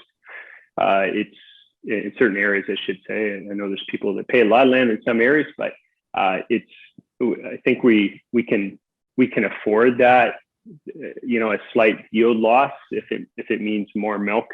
Okay, it's because land cost is not a huge cost in certain areas certain regions where I work. Yeah. Okay, thank you. One more word. The original seed stock was isolated in 1929, so it's been around a bit from the BMR. So back to some questions when you were out at the silos. There was one that you answered whilst watching the video, and I scolded you for it. It was is it a grass plus clover plus alfalfa plus triticale, or what are you growing, or what were you putting in? Yeah. Okay. So that's right, Marianne. You did lecture me for answering questions too early. So I just had a coffee and I was hyper. So the bunker silo actually was what I was showing you. The ensiled forage was a blend of grasses, primarily orchard and fescue, and a little bit of alfalfa. And this producer, Sunny Point, the field I showed you was actually, if you can believe this, it was a 3% orchard grass blend with 97% alfalfa. But what you saw in that field was the complete opposite. You would think it was 97% orchard grass, 3% alfalfa. But this farm, and even this region in particular, we've been challenged with alfalfa establishment and retention, and we seem to get about 10 to 14 cuts of alfalfa before it's tired, and it's going to be actually after 14 cuts it's certainly gone, but even after 10 cuts the alfalfa seems to disappear, and 10 cuts is usually 2.5 or 3 seasons here. Okay. All right. So yeah, I think my response was, oh no, he's answering questions. He can't do that. So following up with some of these questions on the cropping and the grasses, is it a mixed crop or is it grown on one piece of land? Yeah, I'm not sure if I understand that question particularly, but it's primarily that 97% orchard grass, 3% alfalfa is what that particular producer is seeding. It ends up that most of the forages end up being high grass based. So I would say, and when you look at the forage analysis, there's 2 things we can look at that determine the alfalfa extent is essentially the calcium, number 1, and the ratio of ADF and NDF. So it's typically on average about a quarter alfalfa and about 3/4 grass when you average all of the milk cow quality forages. The more tired alfalfa fields, say the ones that are like year 3, 4, 5, whatever, those are the ones that are primarily grass. And we say but Phil is intentionally harvesting those for dry cow and heifer feed. and at a late maturity. As I indicated on the video there a couple of times, we aim for that 40 to 42% ADF. Okay. Catching up a little bit on some of the questions in the chat that were forage related. This is from Dwight Rossler, and he said he remembers visiting Nova Scotia robot farms with you back in the 1990s. You must have been like 12. Great presentation. Can you comment on feeding direct cut grasses as a portion of the diet during harvest as a source of sugar, or harvesting direct cut and using formic acid, which is prohibited in the US as a fermentation aid to prevent spoilage? And this would probably be also common on, I know that when we visited Ireland, they were doing this on some of the zero graze type herds as well. Yeah. Dwight, I definitely remember your visit. It was great. Dwight and myself used to be on the CRF board, and I was probably in my mid-20s. Thank you, Marianne. So Dwight, I cannot comment on that area. It's not something that I'm highly familiar with, the feeding of direct cut grasses. In the different areas of Asia that I've traveled to, we do see a lot of fresh direct cut grasses that are actually fed that day, especially in Vietnam and Indonesia. And obviously there's challenges with that, the key bunk feeding and things like that, but I can't comment on fresh cut with the addition of formic acid as a fermentation aid. Sorry. Okay. This is a question from Alec Jenkins. He sees a lot of alfalfa and grain crop silages. Are rye grasses and mixed pastures used at all in your area, either as grazed or conserved crops? And do people ever use silage bags, or is it all put in bunks? Yeah, okay, good. Alex, good to see you on here. Yeah, there is a lot of alfalfa in some grain crop silages, but I would say grain crop silages on the East Coast are not that common, okay, unless it's for feeding as a mature crop to heifers and dry cows. And it's typically not triticale. It's typically barley or wheatlage. Once in a while, I do see them used as first cutting, early maturity, like a sort of boot stage, which makes excellent milk cow feed because of the high sugar content. Yeah, we did see a lot of ryegrasses here too. We do actually. That farm, I forgot to mention, there's a lot of ryegrass in there. Pasturing is not very common on the East Coast of Canada, especially, and so we don't do. There's not a lot of grazing and dairy herds, anyways. But the ryegrasses are fairly common in the silage crops. Silage bags are not that common either. If you go to around the region here and you visit, say, 10 farms, you might see one of them with an egg bag of high moisture corn, or maybe a dry cow mature silage for a smaller dairy that wants to have that high NDF grass-based silage for at a low feed-out rate. Then the egg bags come in really handy. But no, it's not that common to have the egg bags here. Yeah. Okay. A couple questions about snaplage. When you pull a feed in from the AMTS feed library, what do you use for your snaplage samples? Yeah, it's funny. I asked the same question to Lynn yesterday.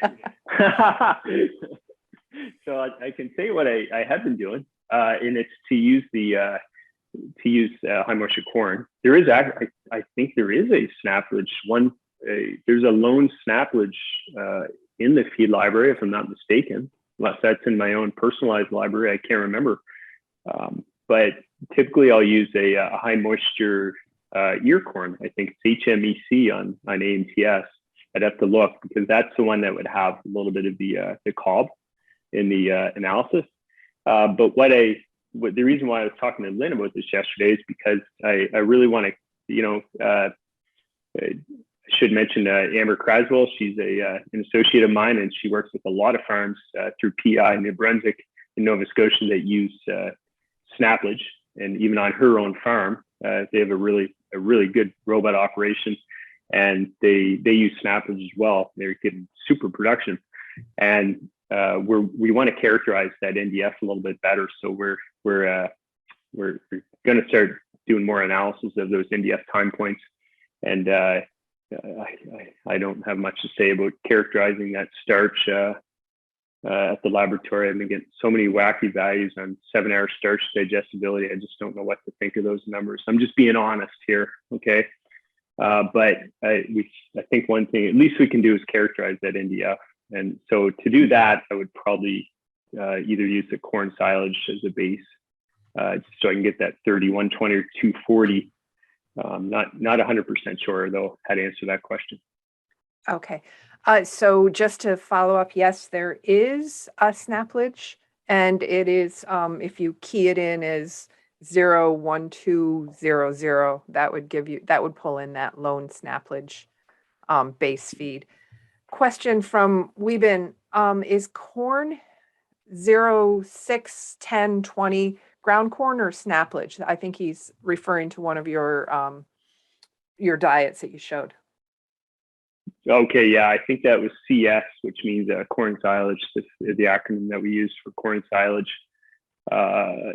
which would be probably, I believe in the diet I showed you, would have been around 10 kgs of dry matter in the diet.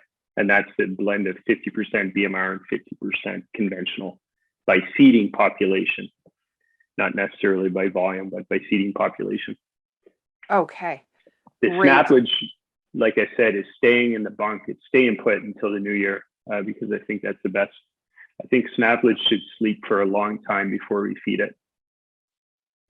All right. A question that, if I can find where it was in our early on, when you take those feed analyses and you showed us from the snaplage silage from the top, do you pour salt down the hole after coring to prevent a V of spoilage due to air ingress?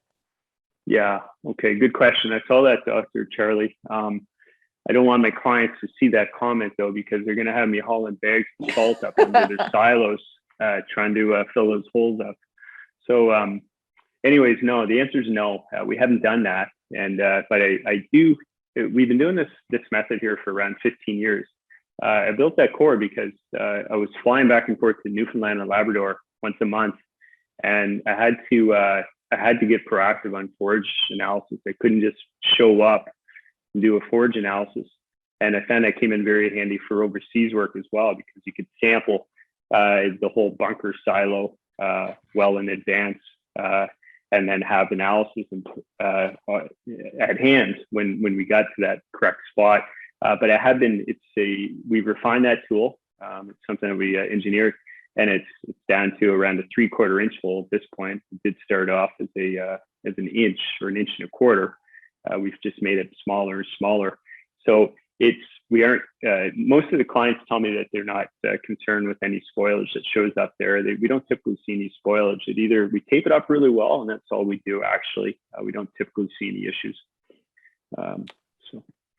How often, and this is sort of in regards to that blend bunk that you showed. My husband was walking through the room and he said, well, how often do you do a sample when you create that sort of layer cake? Yeah. Okay. So roughly every 50 to 60 feet. Okay. Most of our, not just our clients, but I'm sure any really good forage grower tends to do their silage packing in a long layer with a very slight run to rise, like a 10 to 20 degree slope, ideally. 20 degree wouldn't be ideal, but more like a 10 degree slope. So therefore we can pretty well, depending on how well they're layering, we can determine how frequent we have to do those cores. It is a lot of work, and it's a lot of exercise actually. And so therefore being human, we don't want to do too many, right?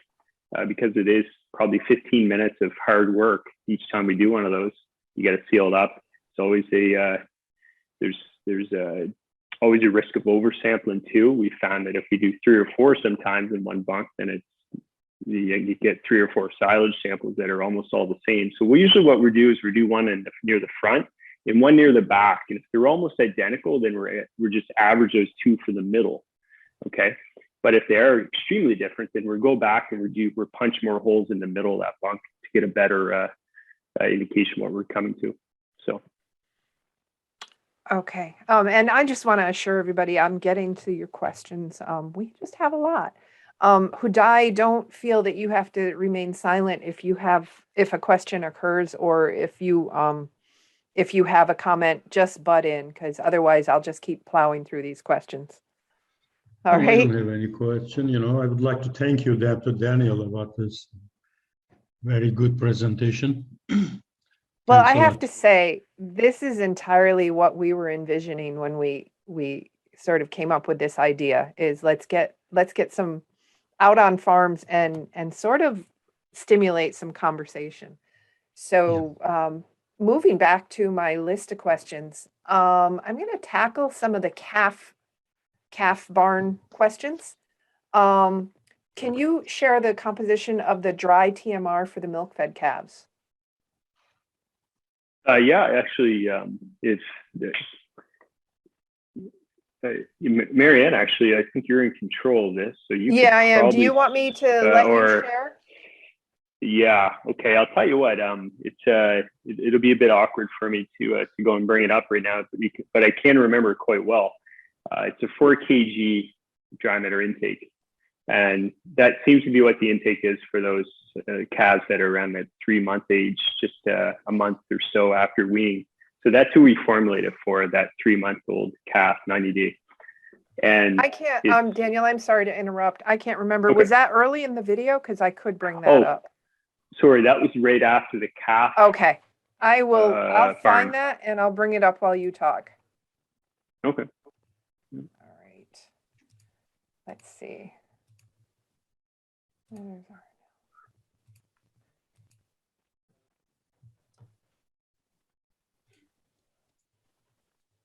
I think it's gone blank, so. Okay. I can There we get go, it in the background. All right. Does this show it? See here. Yeah. Okay. Yeah. Perfect. Okay. Excellent. All right. So you can see the contents of the diet there. It's on the left side, and it's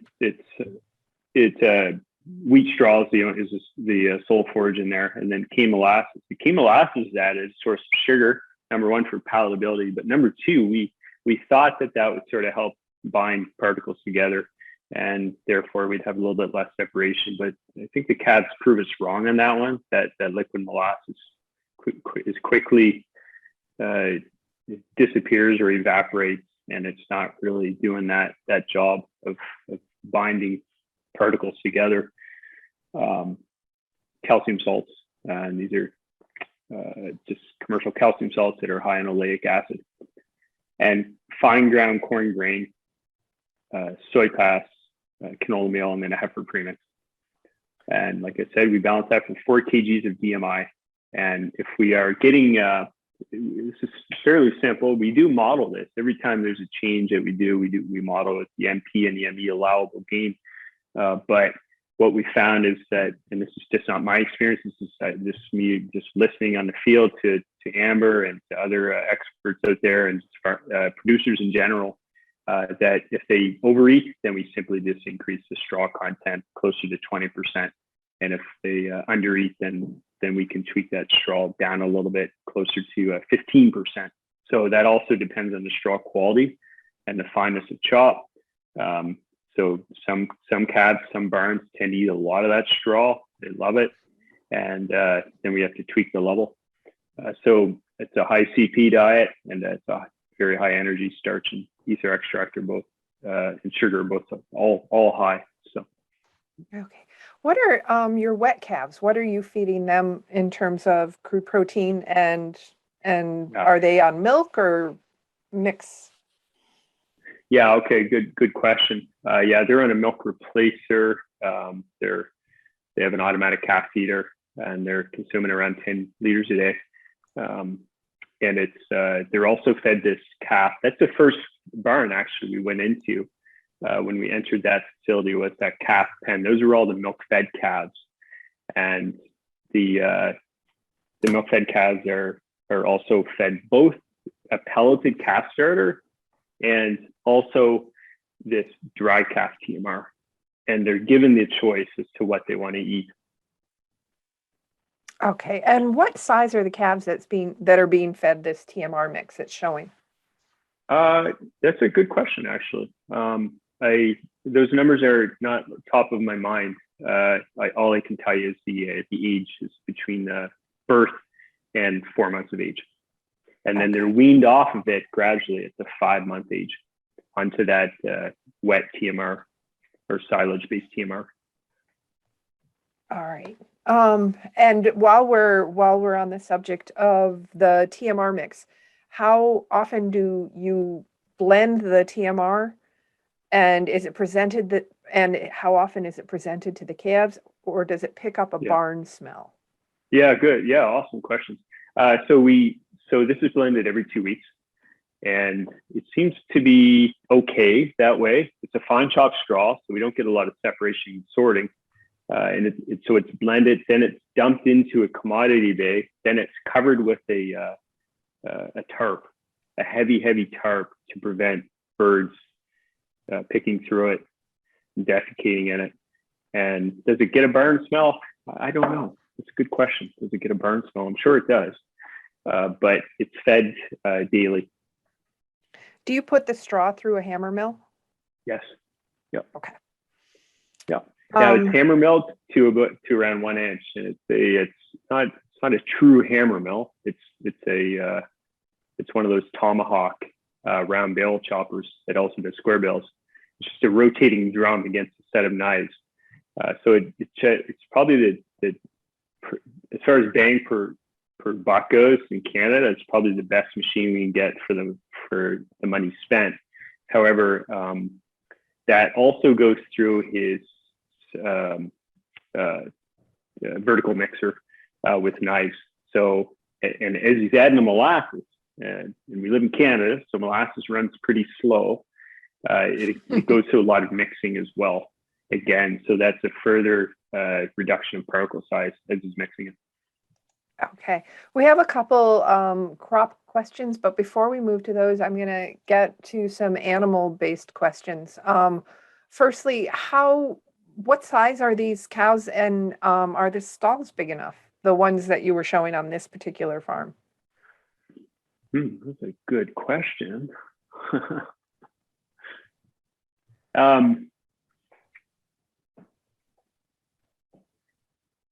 I think we get away with a lot with stand bedding. Yeah. So I'm going to say that. Are the stalls perfect?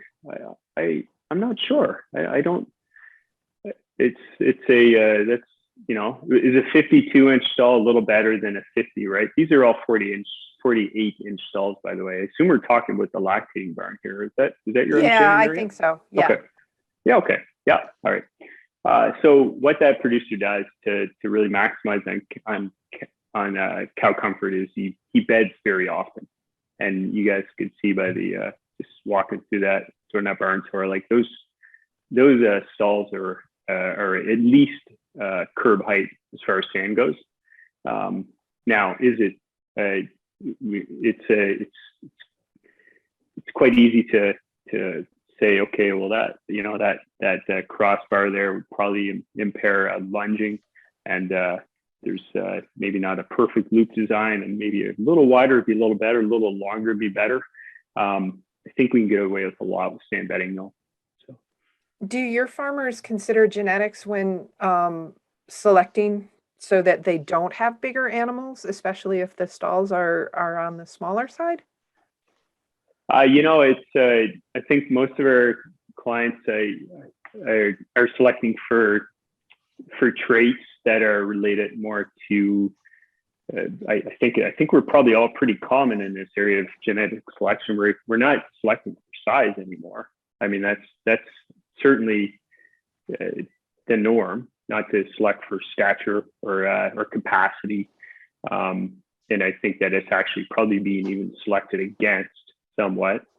And so have we considered crossbreeding to reduce the size of the animal on some of these farms? Not commonly. I think we did go through a stage where crossbreeding was being thought of a little bit more than it is now, but I wouldn't say that it's being considered, no. So. All right.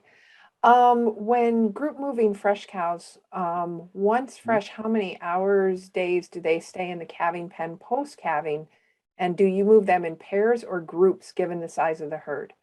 Yeah, so the group moved actually when they entered the pre-fresh pen, which is 3 weeks on mature cows and I think 4 weeks on lactation one, or sorry, springing heifers, not lactation one, but springing heifers. So the springing heifers are in there for a little longer, just because I think of there's enough space, number one, and number two, I think there's maybe a little bit less, maybe a little more tendency for those ones to calve a little bit earlier, and so they're moved as a group into the pre-fresh pen, but obviously once they freshen, they're moved one by one into the fresh pen. Okay. The springing heifers are in the springing heifer or pre-fresh springing heifer pen for 4 weeks. And then as they calve one by one, they're then put into the same fresh pen that the multiparous animals are in. So. All right. While continuing to discuss those pre-fresh animals, this is from Dr. DeVries, putting this springers on fresh diet pre-calving as a way to reduce stress on them is interesting. If you had to choose between that or not commingling them with mature cows post-fresh and still keeping them separate as pre-fresh, which would it be? Or maybe do both to minimize the stress in a perfect world? Yeah, okay, good question, Trevor. A little shout out too. Trevor and myself are doing we're going to work on a session together actually for the Western Canadian Dairy Seminar in Red Deer in March. So I hope some of you folks on this call can make it in for that. Look forward to that. I just have to get my mind wrapped around this question here. If you had to choose between that or not commingling them with mature cows post fresh, which would it be? Oh, that's it. I don't know how to answer that question, Trevor. I can tell you, yeah. So the whole point of this was to minimize at least one stress. So, okay, is it a perfect diet for a pre-fresh heifer? Probably not. Okay, I think what we would need to focus on for that pre-fresh heifer is high dry matter intake. An appropriate amount of nutrients, not overfeeding, but not underfeeding. And I think we can tell by the manure and just the DMIs in that pen. The DMI in that pen, we do actually track separately, and it's around 13 to 14 kilograms consistently, which is pretty good for a spring and heifer pen. So I don't know there's pros and cons to both of these options. I should also note that we are actively trying this on the same system on 2 other farms. And our biggest concern going into this sort of anecdotal trial was, are we going to get too much udder edema? That seemed to be what came up from other experts. Is that question? Some people thought we were crazy, actually. I posted this on LinkedIn over a year ago, and we had a lot of good input from experts around the world. I asked people what they thought about this. Is it something that's good, bad, or what? And most of the people were concerned about udder edema. The other thing was there is an anionic diet being fed to mature cows pre-fresh. It's a very tightly balanced. They do urinary pHs weekly, and then they adjust. They tweak that level of anion weekly. So we also took the heifers off the anionic program, so they're not on any calcium control program at all. Actually, they're getting a fairly high dose of calcium. So is that a challenge too that's being presented to them? A little bit higher incidence of hypocalcemia? I'm not really sure. So this is just discussion. I'm not really sure how to answer that question though. Oh no, that's interesting, and I do have to say I admire when you throw something out there on LinkedIn, the engagement that you get. It's great to see the community talking and hopefully learning from each other. Um, so and you're one of the leaders on that. So great job that you do there, Daniel. Um, Thanks, Marianne. Your check's in the mail. I appreciate that. Nice compliment. so you mentioned a while back it is Canada and the molasses does flow slowly. A question from Weeben, and I know that he was asking us earlier, maybe last week. Um, does winter cold have a big impact on milk production in the area you serve? Do you make some nutritional modification to diets, and what managerial measures do you suggest farmers to take during cold spells? Yeah. Okay. Yeah. That was a question. So, we don't even think about the cold weather, to be honest. We how do they say this in Sweden and Norway? We embrace winter. Okay. So we try to go into this season with a positive attitude. So, but here's a few things that we do notice. So certainly there's a higher caloric use, and the AMTS can adjust for that in the energy calculation requirements just by adjusting the barn environment. Okay, so that's number one. It's pretty easy to model. The other thing too is there's a difference in colds here. You know, within Canada, there's the dry inland cold, which is very low humidity, cool, and then there's the coastal cold, which is for instance, yesterday morning, when it was 0.5 Celsius, and it was humidity probably of 80-90%, and a light breeze, and that's bone chilling cold, right? Okay, and it's not even winter yet. This is just November, so we have to take into account that the different humidities as well. Do we make adjustments just because the winter's around the corner? Well, no. I have to be 100% honest. When I'm formulating diets, we're always trying to maximize the intake of carbohydrates. That's number one. Carbohydrates are our cheapest source of nutrients here, and in Canada, I'm going to say carbohydrates either from starch or in some places sugar through byproducts, and but notably NDF. Those are the three carbohydrates that we really have to maximize the intake on. And it doesn't matter the season, we're always trying to maximize the intake of NFC and NDF, because NDF is going to keep that cow healthy and that rumen healthy, and it's going to ensure a lower risk of acidosis and just proper rumen function. But NFC is what's going to maximize metabolizable protein production by the bacteria. And those are the two biggest things that we pay attention to. We try to push as much fat as economically feasible, as long as it can be justified with the calculator. So right now, fat is super expensive just because of the shipping crisis. So we're a little bit less on fatty acids currently in diets, whereas we used to feed 500 grams of a palmitic acid. Now we're down to usually 200 or 300 grams, if any at all. Many farms have pulled completely off of it as an energy source. So that's what I try to do when I'm formulating, and is try to maximize NFC and NDF intake. I know that doesn't answer your question completely. I sort of went on a no. I think that's sort of, I think, and I think is still here. If he has more related to that, yeah, certainly feel free to chat or question. Back to that the calf diet. What is the white material in the calf feed? Yeah, and just one more part about that last question. I think we're all aware that if the weather cools, the intake also goes up on these cattle. So there's some compensation being done there as well. All right. And that's not because we're changing the diet or anything like that. But yes, the forages are better fermented as the winter progresses here, because most of them are harvested from May until October for grasses and alfalfas. And then the corn silage is September this year, and the snaplage is October.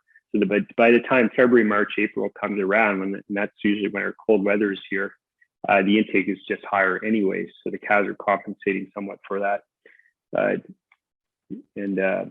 the white particles that you see in the calf ration, that is the calcium salt. Okay. And just Could be to, as a soy shameless plug for our program and some of the features in it, it's nice to apply an environmental template that automatically adjusts for what time the temperature is outside. And then when you're doing formulation, you can see that the predicted dry matter intake maybe has changed over what you had previously. So shameless plug. Which one, back to calves, which one is better to either use straw or alfalfa hay as a forage during the 2 to 5 month period?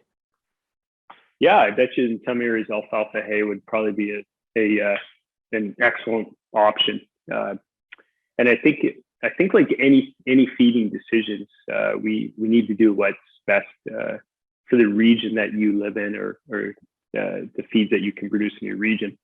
In this particular region, wheat straw is much easier to procure at the right price, one that's bearable.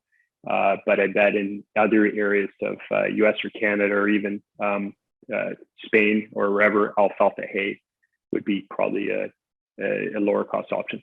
So. Okay, perfect. A question on production and supplementation. So you've shown the results in terms of production, but could you talk about protein and fat content by lactation and period? Would this analysis indicate possible interest in amino acid supplementation? Yeah. So good point. It's one of the things I'm trying to that I'm really geeking out a lot on right now is just playing with amino acids and just trying to see how they fit and where they fit. And I'm going into this with a pretty open mind. So we've been primarily using high bypass soy products to help generate the MP levels that we want, and that along with higher, as high as healthy or economically feasible levels of NFC to increase the MP. So we're getting a good chunk of lysine from that, number one. As far as supplementing additional amino acids to boost that lysine, I think I think it has its place. Okay, there's a bit of sticker shock in lysine. I will acknowledge that we have to sometimes work with the client to help them understand. At the end of the day, this is a client decision. Mr. Client, Mr. Mrs. Client, option one here is to feed canola and soy pass, for instance, and where you can achieve this level of NP. However, here's option B, is to feed canola and soy pass, but maybe reduce that soy pass a little bit and use a little bit of supplemental lysine to boost that, to bring that return that lysine to where it was. What would you like to do? That's a question that we often put to our clients to answer, rather than telling them what they should do in this situation. So it's methionine is the one that I think garners the most interest here in this milk market, on the eastern half of Canada, that still pays quite well for milk protein. However, we also are limited. Many of you may not know this unless you're from Canada or worked in Canada, but we're also, because we're in a supply management system, they tightly control the production of milk fat and milk protein. And they do that, they try to limit the amount of milk protein production by having a minimum S&F to butterfat ratio. And that generally means that if we go too high in milk protein, we will get paid for it well. But if we go over that certain S&F to butterfat ratio of 2.2, then we start to get penalized for that extra protein production. So, so that said, though, I think methionine, because you can have both the milk protein and a milk fat response, it does fit in well to our milk pricing system, as long as it's not too expensive. So, sorry, go ahead. Yeah, so I most of the time we balance for MP on these diets, MP and ME. The other time that on some farms we balance for just methionine along with MP. For a few farms we balance for lysine, methionine, and MP. Always MP though, generally. The other thing that we balance for in protein is rumen ammonia. And we adjust that rumen ammonia based on just some of the advice I have from Dr. Tom and Lynn, not to let that rumen ammonia get too high or too low, just tweak it with different degradable protein sources. The other thing that we do is, I'll just leave it at that, Marianne. Go ahead. The penalization for the changed butterfat to protein ratio, is that because it's going into cheese and it decreases the yield, or what? No, I think it's a good question. I don't know what fully determines the demand for milk solids in our system, other than obviously consumer consumption patterns would be the biggest influence on that. But the way that in supply management, one of the ways that has to be sort of controlled is to somehow limit the amount of milk protein that is being produced by that farm and sent into the processing, because the processors may not fully be able to utilize or sell that protein if it's in excess, especially. So in the way they do that in the western part of Canada is by providing a much heavier weighting on milk fat value, and the way they do it on the east in the east is by limiting the ratio of SNF to butterfat, so that it's fairly simple if you see it on a piece of paper. A little bit more difficult for me to explain here with only 2 coffees, but we generally they pay for that milk protein we produce, but we can only ship so much of it. Okay. Okay. Just sort of a follow-up to the question where asking about straw or alfalfa hay. Sadat says, feeding alfalfa to calves at the age of 2 to 5 months decreases compound feed consumption and growing in his experience. Do you have comment on that? Yeah, I could see that in free choice situations, especially if you have some beautiful Western alfalfa or something like that. Which we don't have here. So typically, if our calves here in Eastern Canada are fed hay, it's going to be grass based, and the consumption can be pretty good if it's hay that's put up well. I don't really have a lot more to say about that. A lot of our clients now are using some form of a mixture of straw and concentrate, and they basically just let the calf free choice on that blend. So. Back to the protein conversation in the milk. Do you look at MUNs in Canada? Yeah, definitely. Yeah, Okay. Yeah, for sure. Yeah. All right. And how much, and this is, I'm hoping you're going to say MP, not crude protein, but how much crude protein % would you feed to mature cows that are yielding 14,000 liters rolling herd average? Yeah, the first part of your question, sorry. How much crude protein % would you recommend? Oh, okay.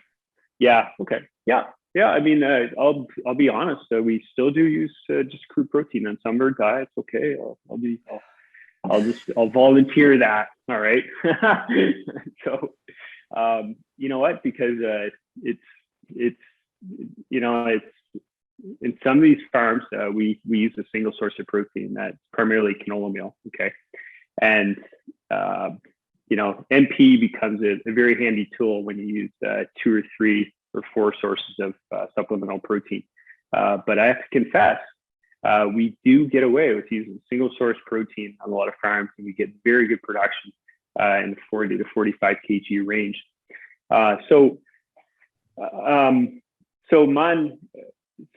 Mine is a tool we definitely use to adjust but mostly to look at 2 things: rumen ammonia and the intake of NFC or starch or sugar.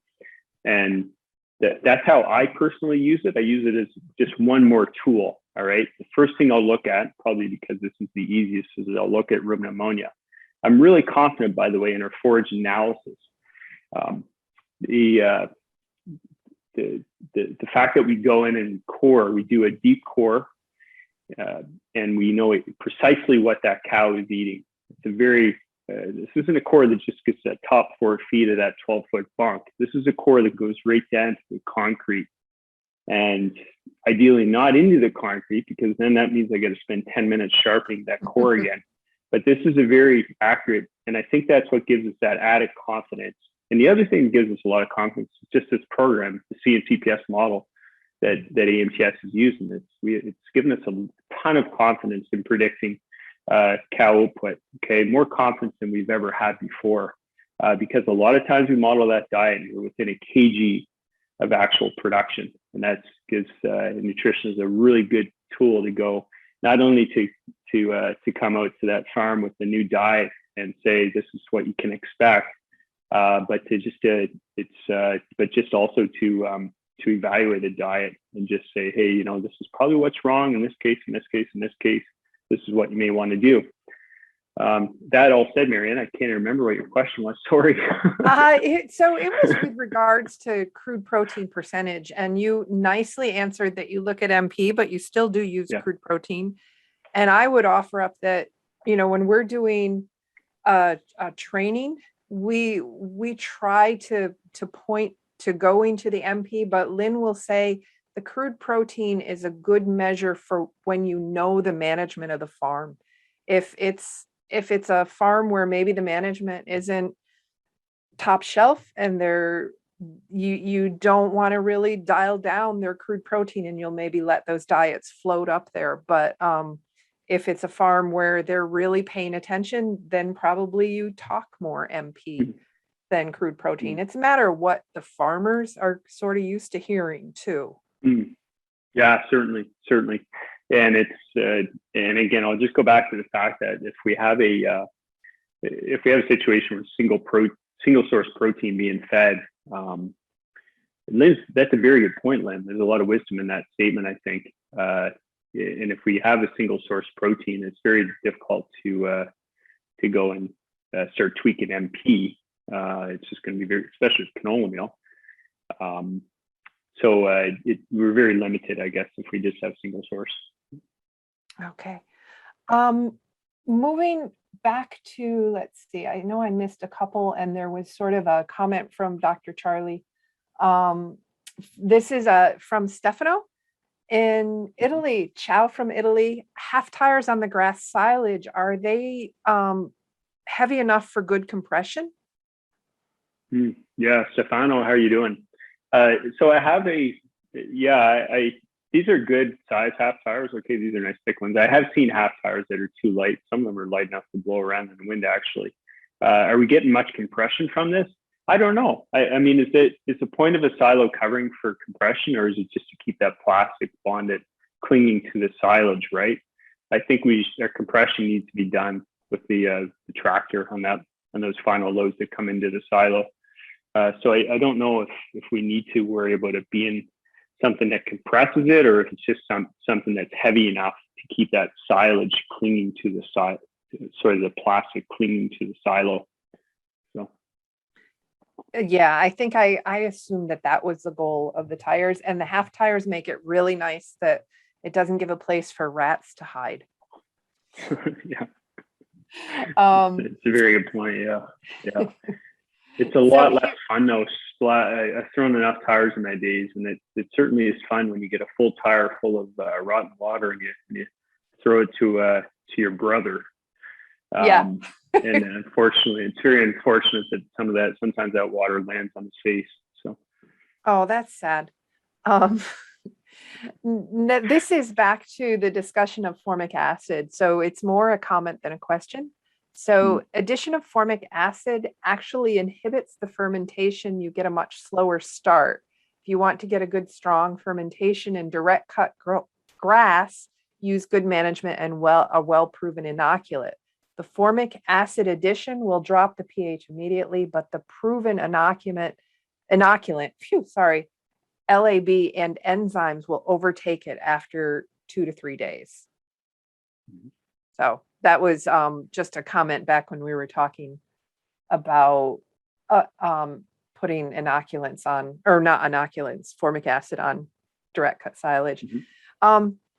Question. Good comment. Yeah, very good comment. Yeah.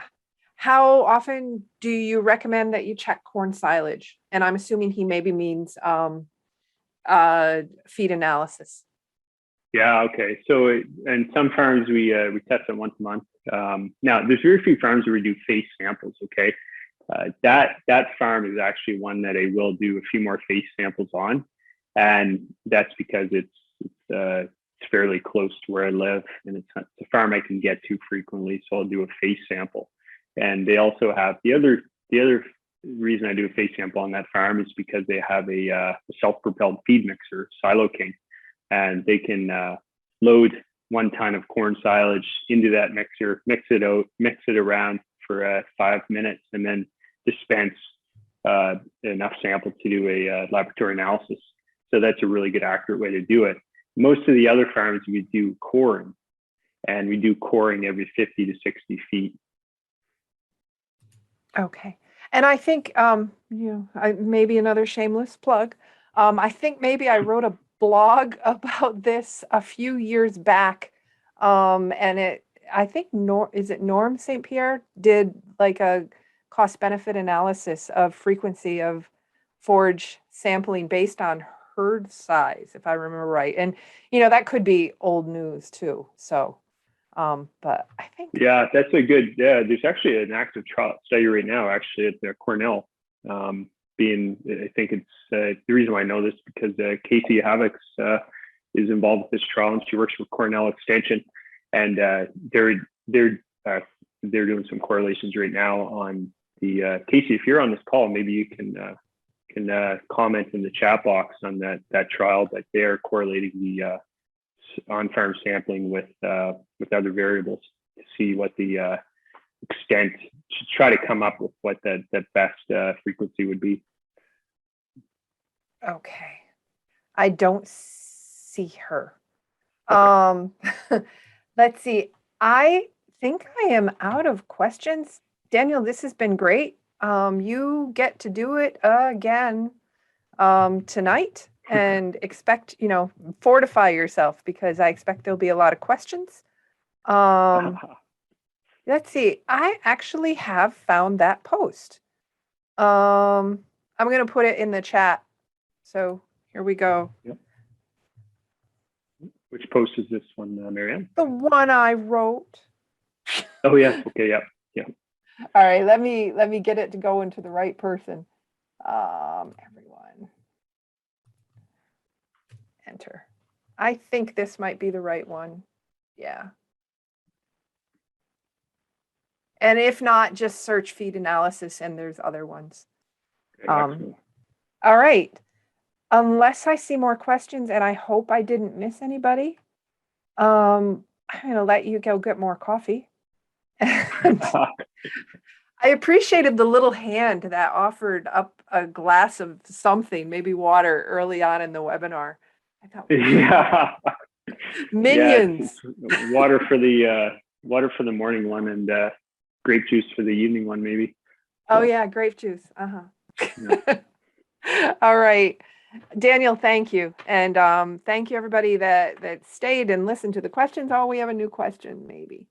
No, it is a thank you. And everybody is definitely, we had so many great webinars, Daniel. I didn't expect otherwise, but thank you so much. We'll see you this afternoon. You don't have to join quite so early unless you want to. And I'll make sure that we've got it so that we can see your smiling face as you answer questions. Yeah. And not mine. And be prepared for Argentina. So. All right. Well, anybody can reach out to me on WhatsApp at I think the number is indicated at the very beginning there. It's 1902-692-1447, and I'd be happy to discuss anything around this seminar, this webinar. Okay. Perfect. Thank you. And we'll get, for anybody that's still listening, we'll get this recorded, processed, and up. Well, we got it recorded, but we'll get it processed and up with tonight's questions as well. So, excellent. Good. Very good. We will see you tonight. Thank you, everybody. And have a good day or good evening, depending on where you are. So, goodbye. Let's start moving with questions. I am going to ask to give Paula if she is ready with some questions, or I will ask Marcos to go ahead and ask some questions so that I can stop talking. Okay. Everybody, welcome. Thanks, Marian. Thanks, Daniel, for the presentation. I think You're it was welcome. real nice farm, and I think it was really nice. I have a question about, I think you make a good point about the processing of the snaplage, and you look for storage and more and could improve it. And have you measured like starch in feces? How it changed? Like what would be a high number for the kind of corn that you have? Oh, yes. You have this number? Okay. Yeah, that's a really good question. And I'd like to start the question and answer period by, I guess, first asking, can everybody hear me okay? That's important. Yes. Fine. Excellent. Thank you. Number one. Number two is it's Remembrance Day in Canada. So I'd like to take a moment to share this presentation here. I think it's a I'd like to actually make note that I have family that served in the wars, and it's a day of remembering their commitment to our country and to our freedom. So I'd like to first of all say that. Now to your question, it's I think one of the biggest issues actually we see, as I alluded to earlier, is the fact that we have a lot of starch coming through into the manure, and it's still one of the biggest challenges is processing that high moisture corn or snaplage or even dry corn or wheat fine enough. I find that often I'll go into farms and I'll see little bits of starch in the manure. So we do test it quite often. And what I consider too high would be 4 or 5%. If it's 3% on high moisture corn, I think it gets a pass. If it's 1 or 2% with fine ground corn, barley, or steam flake corn, I think that's ideally where we want it to be. So it's a huge opportunity, though, to put more of that starch into milk. So going a little bit further on this corn issue, like you comment on the use of BMR. So how is your experience on BMR, like agronomically, productivity, what kind of, how you see that stuff? Yeah, BMR is, first of all, brown midrib for folks on this webinar today that are not from an area that produces BMR. And what that is a low lignin corn plant that was selected for that trait that they identified many years ago, and it's become commercially available in Canada and US over the past probably 15 years at least. And the reason why we feed that is just because it's got a higher digestibility and lower UNDF. So we get just simply more TDN per unit of NDF from BMR.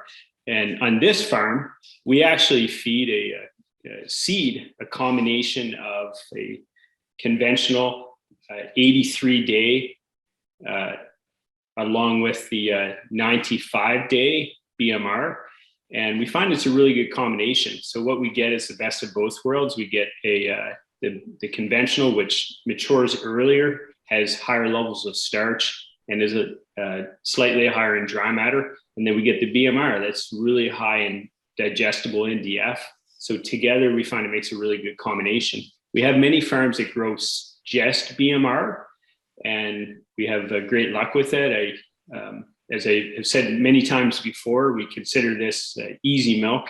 When we add BMR to a diet to replace a conventional, we always see an increase in dry matter intake, and that's after we correct for the energy levels in the diet.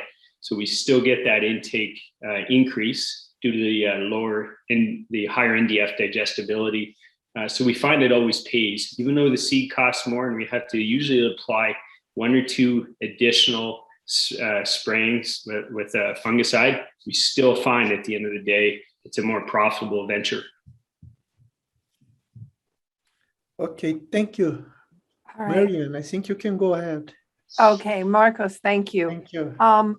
Paula, if you don't mind, I'll ask a couple questions, and then I imagine you have quite a few and you want to get going on some of them, and then you and I can trade back and forth.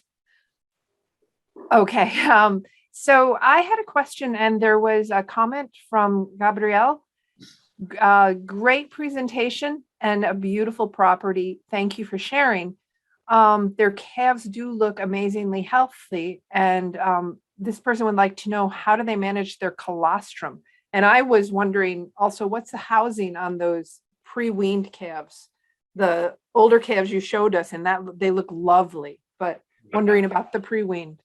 Okay, actually, when we walked into that calf barn, if you recall, probably 25 minutes into the presentation, the first pen that we walked into were the milk-fed calves. And so the newborns are housed in individual pens for just a couple of days during their colostrum feeding. And that colostrum, actually, to be 100% honest, we do find there's a challenge at certain times of the year with colostrum production from those dams. And we're not entirely sure. We have some theories. I would love to get feedback. I think that's the purpose of tonight's Q&A as well, is to have a discussion about some of the challenges that not only you see, but I see myself. So I would love to get some feedback on why the colostrum production might be lower. And we do feed a controlled energy dry cow diet.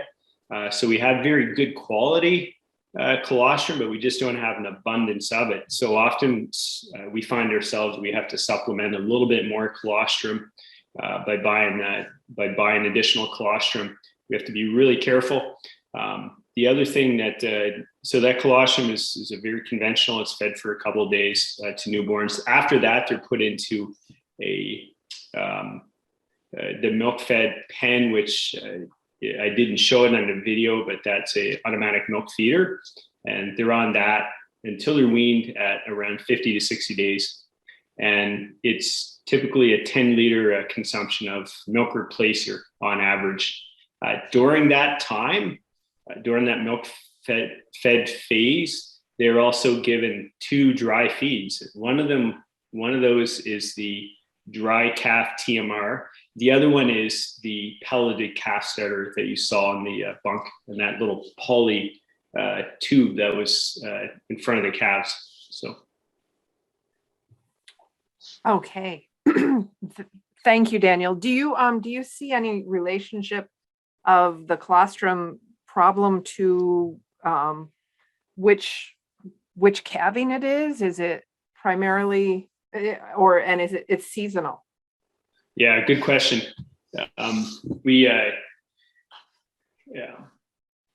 say one thing that, and I know I know there's not much research that can really correlate that or back this up, but what I'm going to say is that we are in a very high straw diet there. I showed you the dry cow diet briefly. There's pretty heavy amounts of chopped wheat straw. And we did notice that when we went to a higher level of straw, the colostrum production went down. Okay, so we would think as a nutritionist that possibly high straw, therefore a lower intake of metabolizable energy, but that's not the case. These calves are consuming 15 to 17 kilograms of dry matter intake in that close-up period. Now, is there a relation between the high straw diet and the lower colostrum production? We're not sure. To answer your question, though, Marianne, we haven't seen a strong correlation between the season, apart from a little bit.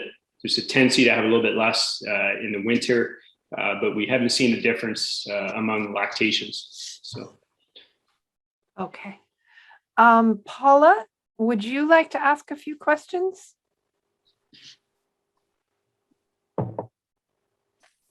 Yes. Hi. Hi. Hey, Paula. Thank you very much, Daniel. It was a really great presentation. Thank you. Okay. I'm going to skip a few questions and go through one that is related with the little calves. which is the main objective of using fat and rumen-protected protein in those cows, and which is the mature weight of the cows in those herds you show us? Mm-hmm. Okay, yeah, good questions. So we don't have there's not a lot of rationale for using the protected fat and the protected soy. It's not really protected soy, sorry, it's a heat treated soy, and it's a calcium salt. So not 100% bypass or protected. However, the reason for using that the fatty acid in there is so that we can just provide an additional source of fatty acids in that diet, just so it eases the transition from the milk fed onto the dry feeding phase. And we're barely getting 4.4% fat, I think, or 4.2% fat in that dry calf TMR. So I would prefer to have more oils in there just to ease that transition, because they're obviously coming off a very high fat diet onto one that's very little. So that's one reason. The reason for feeding that soy product is because essentially what we're trying to do is we're trying to maximize the use of the ingredients that farm already has in stock in inventory. And although it may not, I would have higher, more ideal proteins that I would probably add to that dry calf TMR, but that happens to be the two sources that we primarily feed on that dairy at the current time. So that's the reason for splitting it up between canola and soy plus in this particular case. Okay, thank you very much. So my second question is from John. What is your experience with ensiling forage with inoculants? And do you use them in those herds you talked about? Yes, yeah, absolutely. Yeah, I'd say probably half to 3/4 of our clients at Scothorn Nutrition. And when I go beyond that client base, I would say that probably half to 3/4 of the dairy farmers in this region of the world are using inoculants on corn silage, grass and alfalfa silage, and almost all the time on high moisture corn snaplage.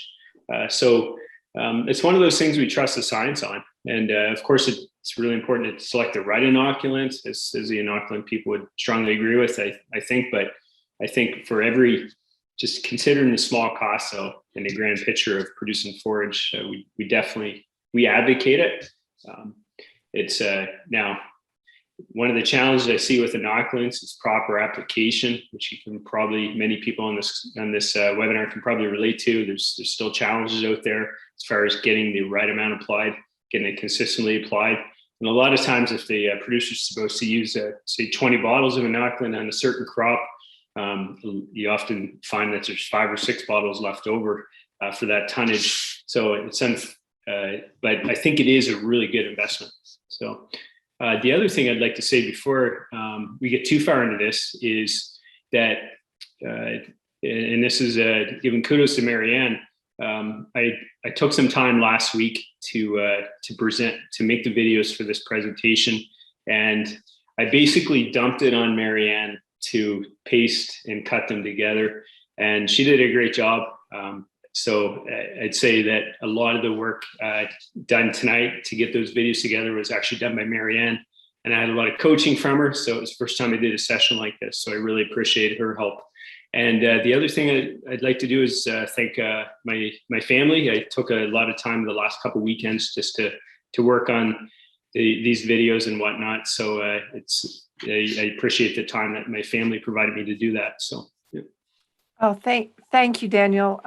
But I have to say that the benefit and listening to you is so much worth any effort that I put in, and it's minor compared to what you did. Paula indicated she had a couple questions about forages, and then I have a couple questions, and I know Sean Lee does. So we'll go with Paula's forage questions, and then I'll offer the floor to Sean Lee, and then pick one from one of my windows, and then we'll get back to Paula because I suspect she has a ton. So Sounds go good. ahead, Paula. Yes, of course. Yeah. Okay, the next question is from Jose.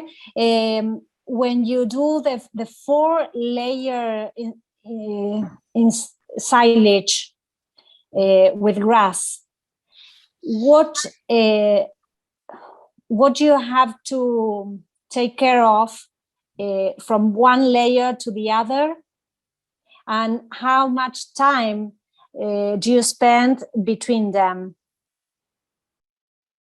Okay, yeah, good question. So to clarify, and maybe it's just maybe we have the same understanding, but what that silage is first cutting on the bottom and fourth cutting on the top half. So those are 2 cuttings, and we're on a 28-day cutting cycle on this farm. So therefore, the time between the first cut being ensiled and the fourth cut being applied over that is 3 times 28. Sorry, my maths is weak tonight. It'll be around 74 days, right? So during that 74 days that first cut ferments, it's both layers of plastic are put on over top, and it's completely covered. It's not sealed perfectly around the edges. There's not a lot of tape being used. They don't put gravel along the outside edge. But they roll that plastic up, both layers. The oxygen barrier layer comes off in a roll with the top layer of 6 mil conventional plastic, and then the farmer puts that layer of fourth cut. Now, in some farms, we use a second cut or a third cut on top of the first cut. And in other farms, we just put first cut primarily in one bunk, second, third, fourth, and fifth in each of their own bunks. It just depends on the farm and the bunker size and the number of head that they're feeding. But we, on our sort of what we call like small to moderate sized Canadian dairies, we're not going to have 2 bunks of haylage open for milk cows typically, because we don't have enough cattle to feed that out. So the feed out loss would be too great. So therefore, it's better to layer it. Does that answer the question? Yes, I think so. Okay, the next question. What is the main purpose of mixing grass and alfalfa in your silages? The mixture? Okay. Yeah, awesome. I think cows, first of all, cows like choice, all right? I think they're like children in that the more variety of forages we have, I think is better. I think that our race to single sources of forage, I think what will be lost in that is this enriched palatability that multiple species can offer that cow. Okay, so that's number one. That's a human perception, by the way. That's not the cow talking to me. That's just my perception. Okay. The other thing is that if grasses are very common here, and it's because we're a cool season forage production area on the east coast of Canada and many other parts of Canada as well. We do get some sharp high temperatures in midsummer in most parts of Canada. And that's when the alfalfa and the clover and the legumes really thrive. So we have to have a cool season grass planted so that we can get a really good first cut and a really good fourth or fifth cut late in the season. And then the alfalfa and clover fill that void during the hot, what I consider hot, high humidity and the midsummer. So the other thing is that we just essentially when we mix alfalfa in with grass, and we have that free nitrogen fixation. So there's a lot of reasons for doing that. Okay. Thank you. I've got a couple questions, but first, Sean Lee, you wanted to talk a little bit about corn, I believe. Can I add one more thing maybe to that? Yes. Yeah, sorry, Sean, just to interrupt you before I forget it. The other thing too is that because of the variable weather here on the East Coast, we may have a year when grass establishes really well, but alfalfa doesn't. And that's 2021. But if you look at 2020 or 2019, when we had some drier springs, the alfalfa established really well. So it's also a way to balance our risk if we blend those species together. Okay, go ahead, Sean. Hi, Daniel. That's great presentation. Can you hear me? Yes. Yeah, thank you. Okay, thank you. Yeah, it's well, after this talk, I have more things to discuss with you about some broadcast this talk to the nutritionist in China. But for now, I have one question about a high moisture corn. Quite often, you know, in northern part of China, by the time you harvest the high moisture corn, the temperature get quite low. Sometimes just below zero. So it's got, you know, the high moisture corn, by the time you put in the bunker, it's already frozen. So the fermentation seems not happening during the winter until next spring, and it's warm up. Maybe there's a bit of fermentation. I'm not sure. Do we have similar situation in Canada? And how do dairy farmers deal with that here? Yeah, Sean, we do understand what freezing is and snow. We understand very well.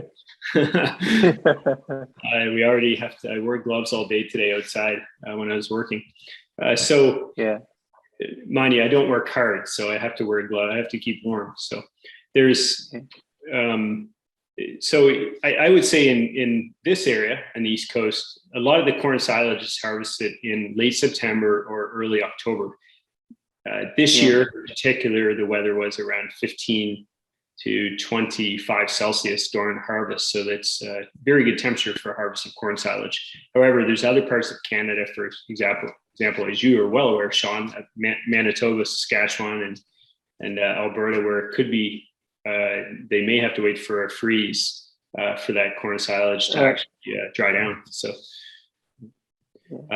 but the high moisture corn, I'm worried about the high moisture corn, like Snaplage. Okay. Yeah. Because you harvest that later, like 1 or 2 or 3 weeks after the corn silage, right? Yeah, that's a good idea. That's a good question. Sorry, I'm glad you clarified. The high moisture corn, you're right. It is actually harvested oftentimes during cold weather here in Canada as well. So, because sometimes we have to wait until late October or even November or December for not only the crop to get dry enough, but sometimes in order to get back on the field, we have to wait for a freeze up. We have to wait for that soil to freeze so the tractors don't sink in the mud, right? It is common. So I've seen many times where high moisture corn actually doesn't start fermenting until feed out, where it just goes in frozen and it stays cold for the entire feed out. For the entire winter. And then in the spring and summer when we're feeding it, it's very risky. It's not ideal. Yeah. It can go through that fermentation, that feed out. So. So basically, we just go with that, put in the bunker and start using that maybe immediately because it's frozen anyway. Yeah. But once the weather warm up, as you said, it's quite dangerous, right? The mold and. Yeah, absolutely. Yeah, it comes with a lot of risks.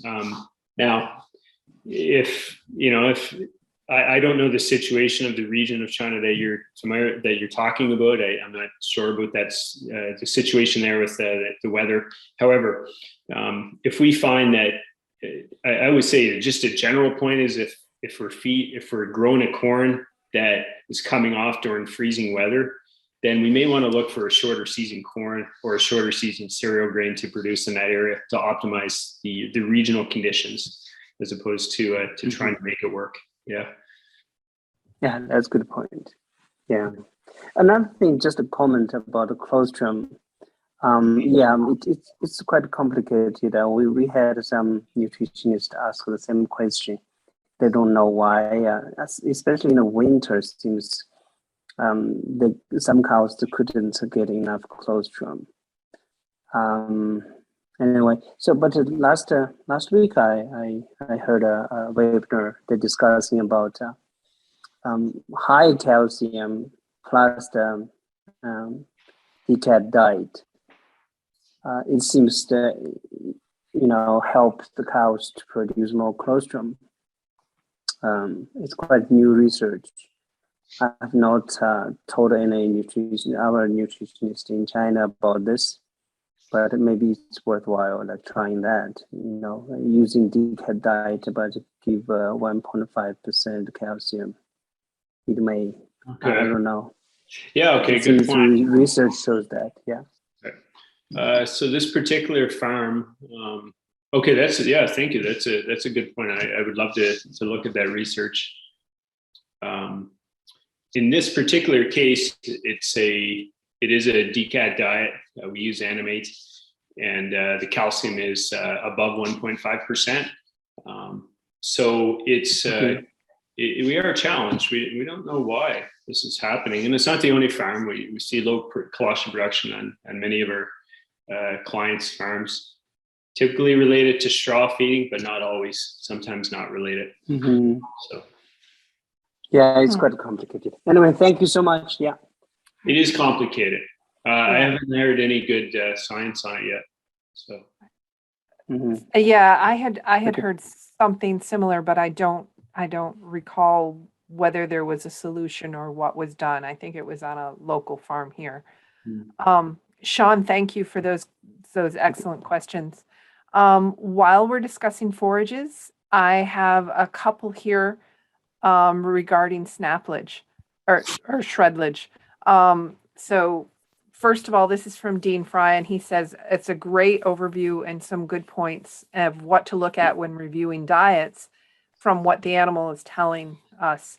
Daniel, could a shredlage processor smash the snaplage grain more? As Dean understands, the processor is heavy duty and can it do more in processing? What's your experience there? Yeah, good point. Good point, Dean. Thanks for joining tonight, by the way. In this case, actually, it is a shredlage processor on that farm, okay? And I do find that it's actually being relatively well processed on that farm. I think the farms where we don't see the good processing, we find that the greatest variable is whether or not they're using a recutter screen. And now I don't operate a harvester. I don't fill it up with fuel. But one thing I know for sure is that every time I mention the word a recutter screen to a client,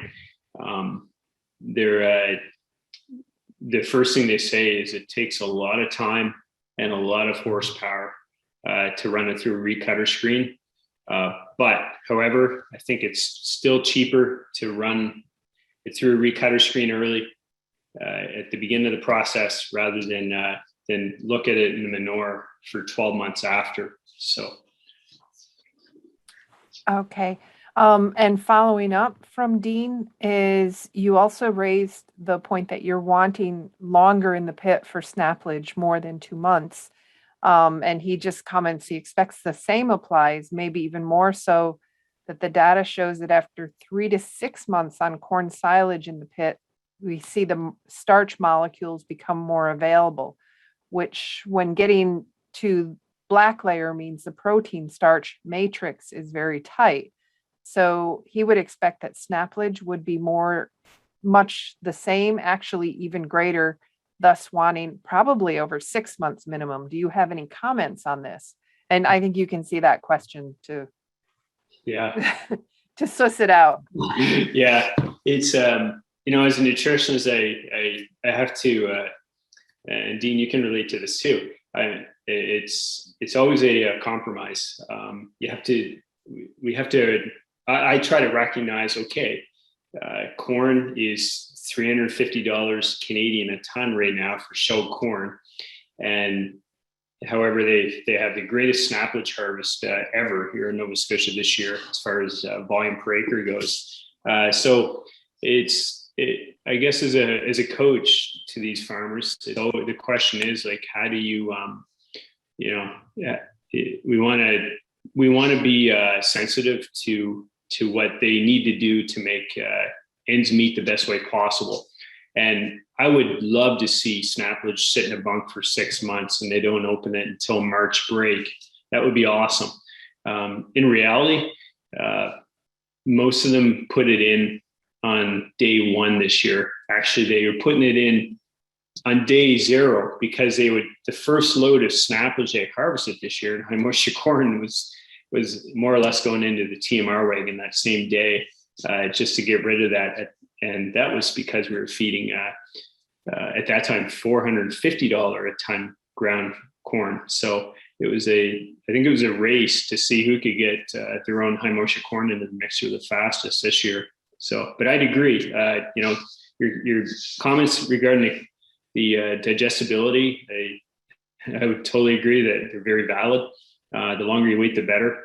And that's why we always see likely the highest production that we see in most of Canada and US is after that Snaplage or high moisture corn has been sitting for 6 months. And then we start to see maybe issues with even too much digestibility after 12 or 14 months of fermentation. So, yeah, Dean agrees. He says he has farms that feed the maize silage as soon as it goes into the pits. Price rules. Okay, yeah. So I'm glad I'm not alone. I'm not surprised, team. Yeah. While we're on this topic, and then we'll switch back over to Paula's questions. Processing, and this is sort of a comment, but it made me chuckle. Processing can come back to chopper driving speed. Young guys like to go fast. Yeah.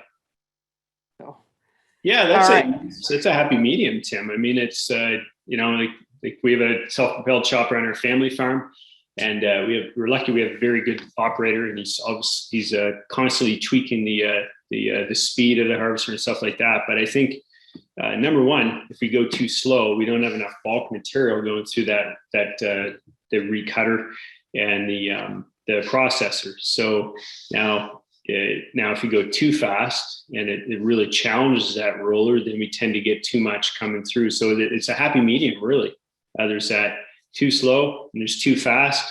It's right in the middle when the ideal amount of materials come through that harvester. I think everybody can relate to a crop of alfalfa or grass that's very young cut, thin, a very thin crop of second or third or fourth cut grass. And the windrows are small. That stuff comes out with a lot of long material. And the same applies to a corn silage or high moisture corn processing. There's that happy medium. Mm-hmm. Okay, Paula, would you like to? Oh, and we'll come back to questions in the chat window. But Paula, would you like to start letting loose with some of yours? Yes, I have a question regarding hollow eyes in fresh cows. Is it associated with ketosis? Yeah, it's okay. This is anecdotal. Okay, this is the experience that I personally have because I don't know how many other people or if research can back this up 100%. But one thing we know for sure is that when cows are losing weight or they're dehydrated, their eyes sink into their head. Okay, now it takes a really close observing to pick up on that. Okay, we can walk through a barn with some herds people and they don't see that. All right, they don't see that sunken eye. We can walk through the barn with other people and they're noticing it everywhere. All right, I particularly pay attention to it. It's something that I grew up. My dad always had me watching the eyes of cows, so I see it really. The first thing I look at actually is the eyes on cows when I go into the barn. So is it related to ketosis? Indirectly, yes. I mean, ketosis is obviously a disease that's brought about by low dry matter intake, and it's obviously related to body fat loss and fatty liver disease. So do we see it in ketosis cows? Yeah, generally you see it in ketosis cows all the time.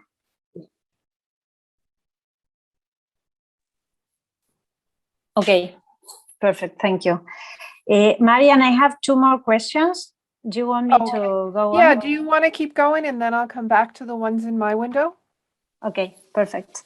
The next question is, do you monitor NUS, nitrogen in blood, MUN or blood UN to evaluate the diet?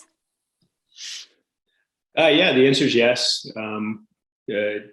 Sorry, not in the blood. We don't evaluate BUN.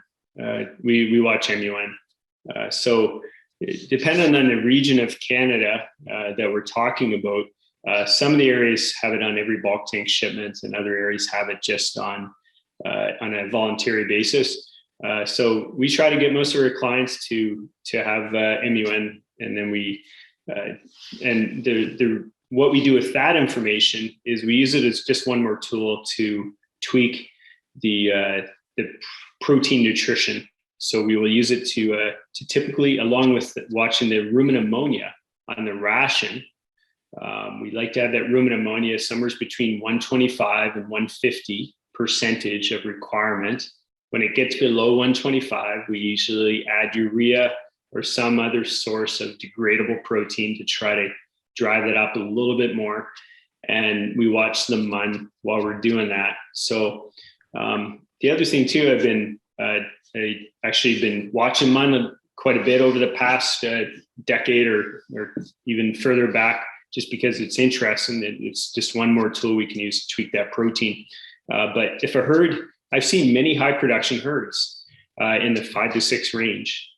I've seen many herds in the 40 to 42 kg of production on a good Holstein herd where they're 5, 6 for a prolonged amount of time with no noticeable signs of problems, health problems or production problems. But I've also observed herds that were 12 to 15 on a regular basis. And every time we make attempts, spend money to reduce that MUN. In other words, we switch up degradable source of protein for higher bypass or feed more heat treated soy and less canola or something like that. It never pays off. So I think that we have to be aware if it's too high, we do absolutely have to make changes to the diet. But it's not always a protein. It's typically the carbohydrate load to the NFC. So we usually drive the starch or sugar. Generally, we drive the starch and sugar to what is a healthy level, but an optimal level. We think that the cheapest sources of nutrients for that cow is NFC. That's what's going to give us the most production of microbial protein and the most metabolizable energy at the end of the day. So we want to drive starch and sugar and NFC as high as we can while keeping that cow healthy. So. Okay, great. Thank you. And the last question, which is your decision with the cows with low production in the 4th week of the lactation, and which is the limit of milk yield in that week? Yeah, Paula, can you ask that question one more time? I just want to make sure I understand it correctly. Yes, of course. What is your decision with the cows with very low milk yield at the 4th week of lactation, and which is the limit in milk production? Okay, all right. So is the question around what do we do with that cow? How do we manage her? Do we call her or not? Is that the question? Yes. Okay. Yes. And do we have a break even, like a sort of like you're out of here? If it's yes. too low? All right. I think that, yeah. So in this particular farm, they do a really good job of getting cows successfully through that transition period. All right. Very small part of that is the nutritionist, myself. A very large part of that are the team of advisors they use, and just the work and the effort of the herds person, the owner, and all the staff there. There's so many things being done right on that farm that we don't happen to see a lot of low W4MK productions. Okay. Now, I can't really answer that question. What is the cutoff, or what do they do with it? I think that We use that as a tool, though, to troubleshoot if it does come up on a common basis. So every time I visit, the first graph I open on Dairy Comp 305 is the graph that shows the W4MK by day of calving. So it's a graph over the last 3 years of every cow that calved, and we can see the trend of the W4MK on fresh cows. That's the first thing I look at. And if I see something that's low, then it's brought to the attention of the staff or the owner, and then we discuss it and we try to troubleshoot it along with the veterinarian staff too. So we have a really good team on that farm. They're always really good at giving input, and but the owner really allows that good input too. He's always asking questions. He's super open-minded. He's just a really good manager. So I don't know the cutoff though. I don't know what he would consider calling. We're in a supply managed system, so the calling we do have to do a lot of voluntary calling on well-managed farms, just because we can't overproduce for a long period of time. We have to keep our production very tight in Canada because of the milk quota. So. Okay, thank you very much. Okay, thank you, Paula, for some really great questions. We're going to go to a question that I had to scold Daniel not to answer, and he was just tricking me earlier. This is a question from Pat Guerin. Can you comment on the main reasons that a lot of dairies in Southeast Asia, catchments such as Vietnam, are using cereal straw in dry and close-up diets rather than chase higher dry matter intake with higher digestible grass hay? Yeah, good question. Yeah, I got scolded on that for not. This morning, actually, got scolded for answering a question. I'm so used to facilitating these webinars on my own, where I just like to answer questions automatically. But I had my wrist slapped from afar. Now, to answer the question, and the other thing I got scolded on was a playlist, the music playlist. All right, so I thought it was pretty good. Okay, I thought it sort of pumped me up. But anyways, not everybody likes Western rap. So now to answer that question, though, what I think what you're implying is that it's your question, Pat, is really why are we feeding straw, which leads to a low energy intake when we could be feeding a lot of energy to a pre-fresh cow. Okay, now this goes back to the concept of Jim Drakely's controlled energy diet program, which has been fostered by Gordie Jones over the years. It's been highly advocated by Dr. Jones, and there's been a lot of research papers over the last 20 years that show a link between a high energy pre-fresh diet and calving related diseases or fresh cow transition related diseases.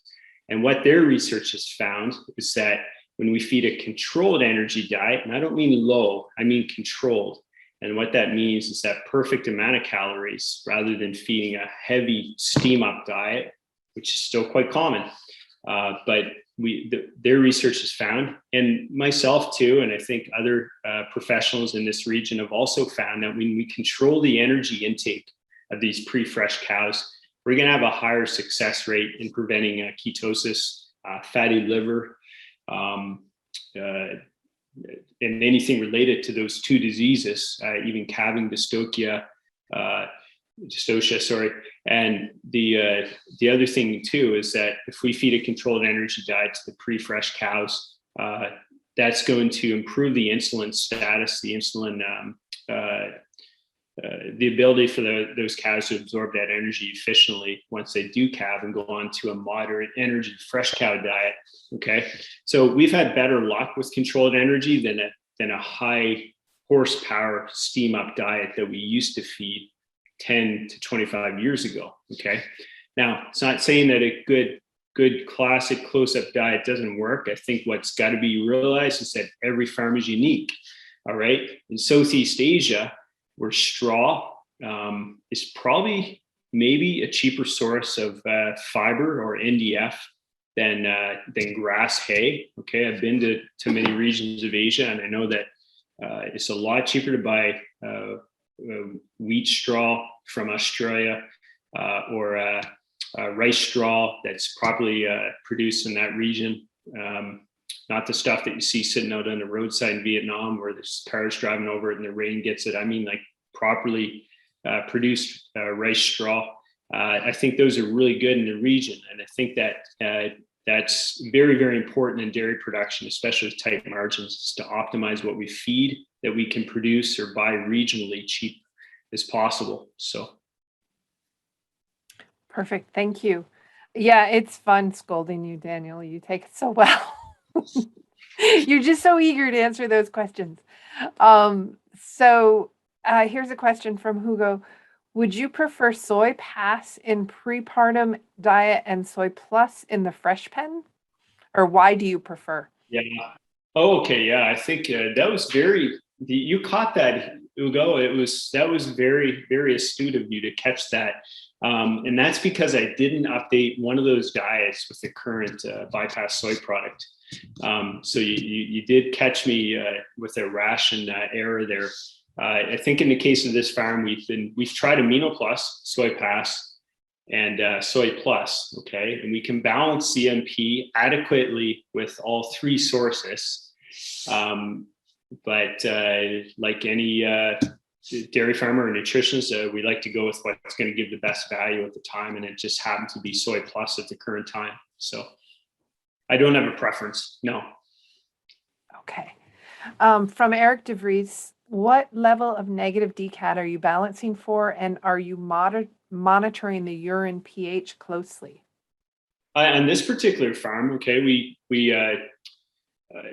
now I should start by saying I don't think there's a perfect dry cow program. Okay, I have very good luck with calcium binders. I have very good luck with a well-managed DCAD diet. I have no personal preference, okay? I think what matters is what that producer can manage, all right? I'm just opening this question up with a general statement, okay? I love a well-managed anion diet, okay? Because it means that they're really paying attention to everything, okay? Now, in this case here, the DCAD 1 is negative 174, and the amount of that particular DCAD product that we're feeding on this farm currently is Animate, which we've had very good luck with, and it's only in there 0.65 kilograms per cow per day. And we do have a little bit of extra sulfates coming in to the premix in the form of calcium and magnesium sulfates. But most of the anions are being supplemented from greater than 50% of the anions in that diet are being supplemented from Animate. This farm happens to do a urinary pH on the close-up pen on a weekly basis. So I believe it's every Wednesday. And they usually, as a matter of fact, this week, they're seeing all cows between 5.0 and 6.0. So they're leaving it alone. But they take it upon themselves to tweak that DCAD the DCAD in the diet by adjusting that Animate up or down by 50 grams per cow per day on a weekly basis. So they pay attention to it themselves. Then when I go and reformulate the close-up diet, I text them and I ask, what is your current level of Animate, so that I can make sure I reformulate the minerals properly against that amount of Animate that's already being fed. So I hope that answers your question. Okay, thank you. And then, excuse me, I'm down to my last question. If no one adds any to the chat or the Q&A, or if Paula or Sean or Marcos has nothing. So, ta-da. This is a water intake question. How often do you advise farmers to clean and empty the water troughs? Is there data to show a greater intake of water the cleaner the trough is? Yeah, water is the biggest nutrient a cow consumes. but it's only a little tiny chapter in the new NRC book, right? And I made the same comment at a presentation I did yesterday. It's the most important nutrient, but we are not doing enough research on water, and the NRC fails to.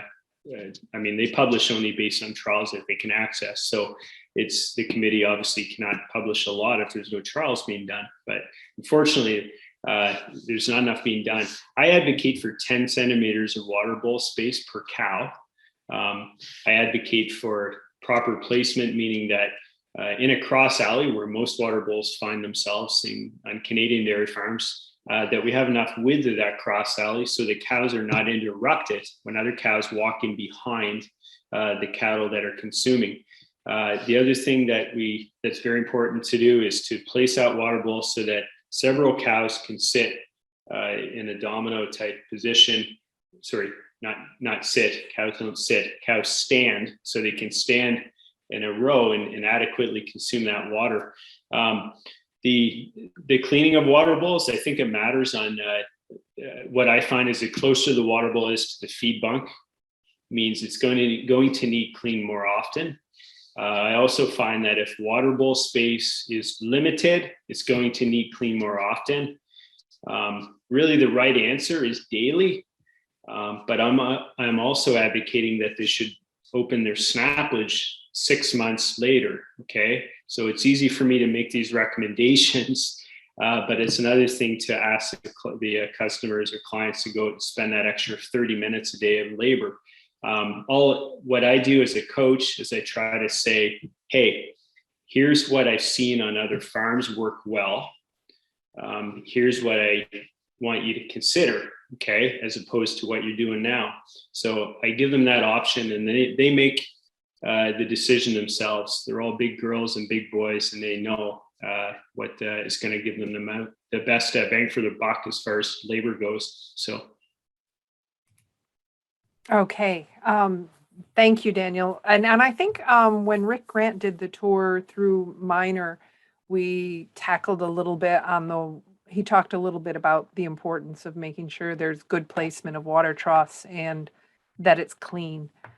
And also Lynn did a fantastic little What Do You Want to Know Wednesday was it last summer or the summer? Well, the summer 2020 when everybody was stuck in one place and we were doing extra videos during the week. And she talked about the importance of clean water. So a little shout out to my colleague, Lynn. If we don't have any other questions, and I think Paul is done. Daniel, this has been so much fun. Oh, Marcos, do you have a question? Yes, I have one. Yes, good. Actually, too. I found it really nice that you're looking at the rumen nitrogen balance. I don't think a lot of people has been paying attention to that. And have you seen a relationship between what you get as a number in AMTS, like if you go up and down, and to mu-Ns in the bulk tank? Like when you go down, the mu-Ns go down, you really see a good relationship. And what would be low and high mu-Ns for you?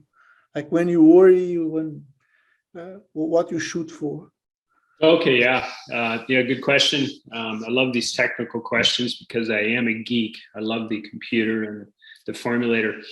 So I'm not happy with the MUN predictions, and I'm not sure if I'm being too honest here, Marianne. No, that's good. We like feedback. Okay. Now that doesn't mean that I'm not happy with the model. That means that I may not be modeling as well as I could be. Okay. So maybe I'm missing something on my forage analysis. Maybe I'm not entering things right. Maybe I'm not describing my cattle good enough, but I see a very weak relation at this point between the MUN on the computer and the MUN in the bulk tank. Okay. So I'll say that much. So what I do is I pay attention to the MUN in the bulk tank. And I know there is some other nutritionist friends I have that watch the MUN on the AMTS on the software, and they adjust their diets accordingly based on the MUN. I watch rumen ammonia, I watch MP, I watch digestible amino acids Those are the three things that I really pay attention to. I do look at CP on some farms, but mainly MP. And but if the MUN gets above 12 or 13, then we try to give that diet attention. So we would add more NFC, maybe some lower degradable protein. Now I've gotten caught in that MUN race before, where I do everything I can to reduce that MUN. But sometimes you lose too much milk when you're chasing MUNs because you end up lowering the MP too much, or the degradable protein too much, and then you end up starving a cow. So she actually goes down in production. So it's I like to see it between 8, 10 in a perfect world. But I'm fine if it's 5 or 6 or 7, because I've seen great production from herds when it's that low as well. So it's just Lynn. Lynn is going to pop in and give you a little bit of insight on what those MUN numbers in the program actually are meant to do for you. Hi, Daniel. Thanks for your presentation. It's pretty great, like usual. So the MUNs in the program for precision feeding, I did some work a long time ago on precision feeding, and we came up with the numbers 8 to 12. And in the program, so it's the MUNs are going to be used, coming out of the CNCPS, but it seems as though they're directional depending on your processor as well, because the processor may be taking MUNs, at different points than what, they are when they first come out of the cow or whatever. And so it seems like they're directional, and that just seems to be how it is, if that makes sense. Okay. So it's you're basically saying that I got to pay more attention to this, right, Lynn? Yeah, you might do. Yeah. Okay, ask the last one, Daniel. I was curious about you're using the fresh cow diet for the pre-fresh heifers. So you're feeding anionic salts for the mature cows only, right? When you feed this fresh cow diet to the pre-fresh heifers, what about the minerals? You're not feeding any cations in the diet, like no sodium bicarb, or how you deal with calcium and potassium, basically? How are you dealing with that? Yeah, that's a good question. I think we got to recognize that a springing heifer is much different than a mature dry cow. Okay, they're much different animals. So number one, I think a lot of our dry cow nutrition programs are designed for that mature cow, that mature dry cow. Now, in this case here, we went into this trial realizing that there may be risks here. It's not a perfect diet. We recognize it's not a perfect diet. So that was the reason why we wanted to go into it with an open mind. It's not a farm that's big enough to have its own pre-fresh heifer diet. So we have no choice. We have to feed either the close-up mature cow diet, but we thought in this case, why don't we try the fresh cow diet, because it's moderate fiber, moderate energy.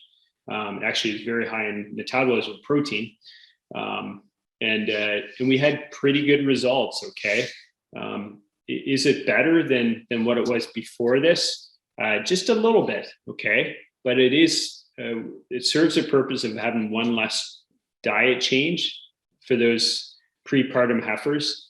It does have a lot of cations, and we honestly have not tested blood calciums in these fresh heifers, so I can't even answer if it's actually compromising their blood calcium status or not. My gut feeling is that it's not affecting it. Okay. Now there's also but the main thing is we're trying to reduce stress. Okay. I think that it's more important to reduce stress and keep cows happy and eating than it is to worry about tweaking the diet to perfect mineral levels. In this case, I think it's been well proven. We did see a little bit more udder swelling from time to time, but it's still within reason. So. Okay. So Daniel, just to make clear, so are you using sodium bicarb in the lactating herd, or you don't? Yeah, we do. Yes, You do. Yeah, we use 0.075%. So a 30 kilogram intake is consuming 225 grams of sodium bicarbonate. So the heifers are getting the same thing, basically. Yeah. Like other edema, placentas are all fine. Yeah, we're not getting any retained placentas in the heifers. You got to remember though, these heifers are calving. They're probably only consuming 10 kilograms of dry matter intake for the first few days. 10 kilograms is only 75 grams of sodium bicarbonate. When they get to 15 or 20 kilograms of dry matter intake, which is probably if 2 or 3 weeks into lactation, then they're going to be consuming more like 150 grams. So they're still not consuming much sodium bicarbonate. Okay, thank you. That's interesting. Thanks a lot for the presentation. Welcome. Thank you for your question, Marcos. Just a comment from Tim. He agrees the bulk tank is best for MUN. They fluctuate all over the place. A day in the spring pasture is 18 is a good MUN. So I think probably that's, you look for trends and apply what's going on at the time. Yeah, it's a very good point, Tim. Yeah. And little shout out, there's quite a few people on the webinar tonight from the UK. So I realize it's past your bedtime over there. So thanks for spending your time with us tonight. Yes, I'm always appreciative of the people that are joining us from all over the place and astounded that they stay up for this or get up really early. But Daniel, this has been fantastic. I think that, let's see, question. Do you start seeing better first milk colostrum and in the first calf heifers on the heifer pre-fresh diet? I don't know the answer to that question. Okay. Yeah. All right. Maybe yeah. Okay. Thank you everybody for the questions you asked. This has been fantastic. Daniel, thank you I know that you're quite busy this fall and you thought it would be less busy by putting it off a month. And Yeah. Were you? Yeah, busy's fine. Busy's okay as long as you're having fun, right? So yeah. We're having fun. And it was beautiful the day you did the filming. So we were glad that was, we wouldn't have mind seeing snow either, but it was really lovely. Everybody, I think, appreciated this. The recording will go up in probably a week or more. And thank you all for attending. Thank you, Paula, Marcos, Sean, if Sean's still here, and Paula, Sean, and thank you, Lynn, for joining and helping us out here. So, all right. Thank you, Daniel. Thank you, Maria. Have a great day, everybody. Have a good evening. Thank you. Yep. Good night, everybody. Goodbye. Or good day. Goodbye. Bye.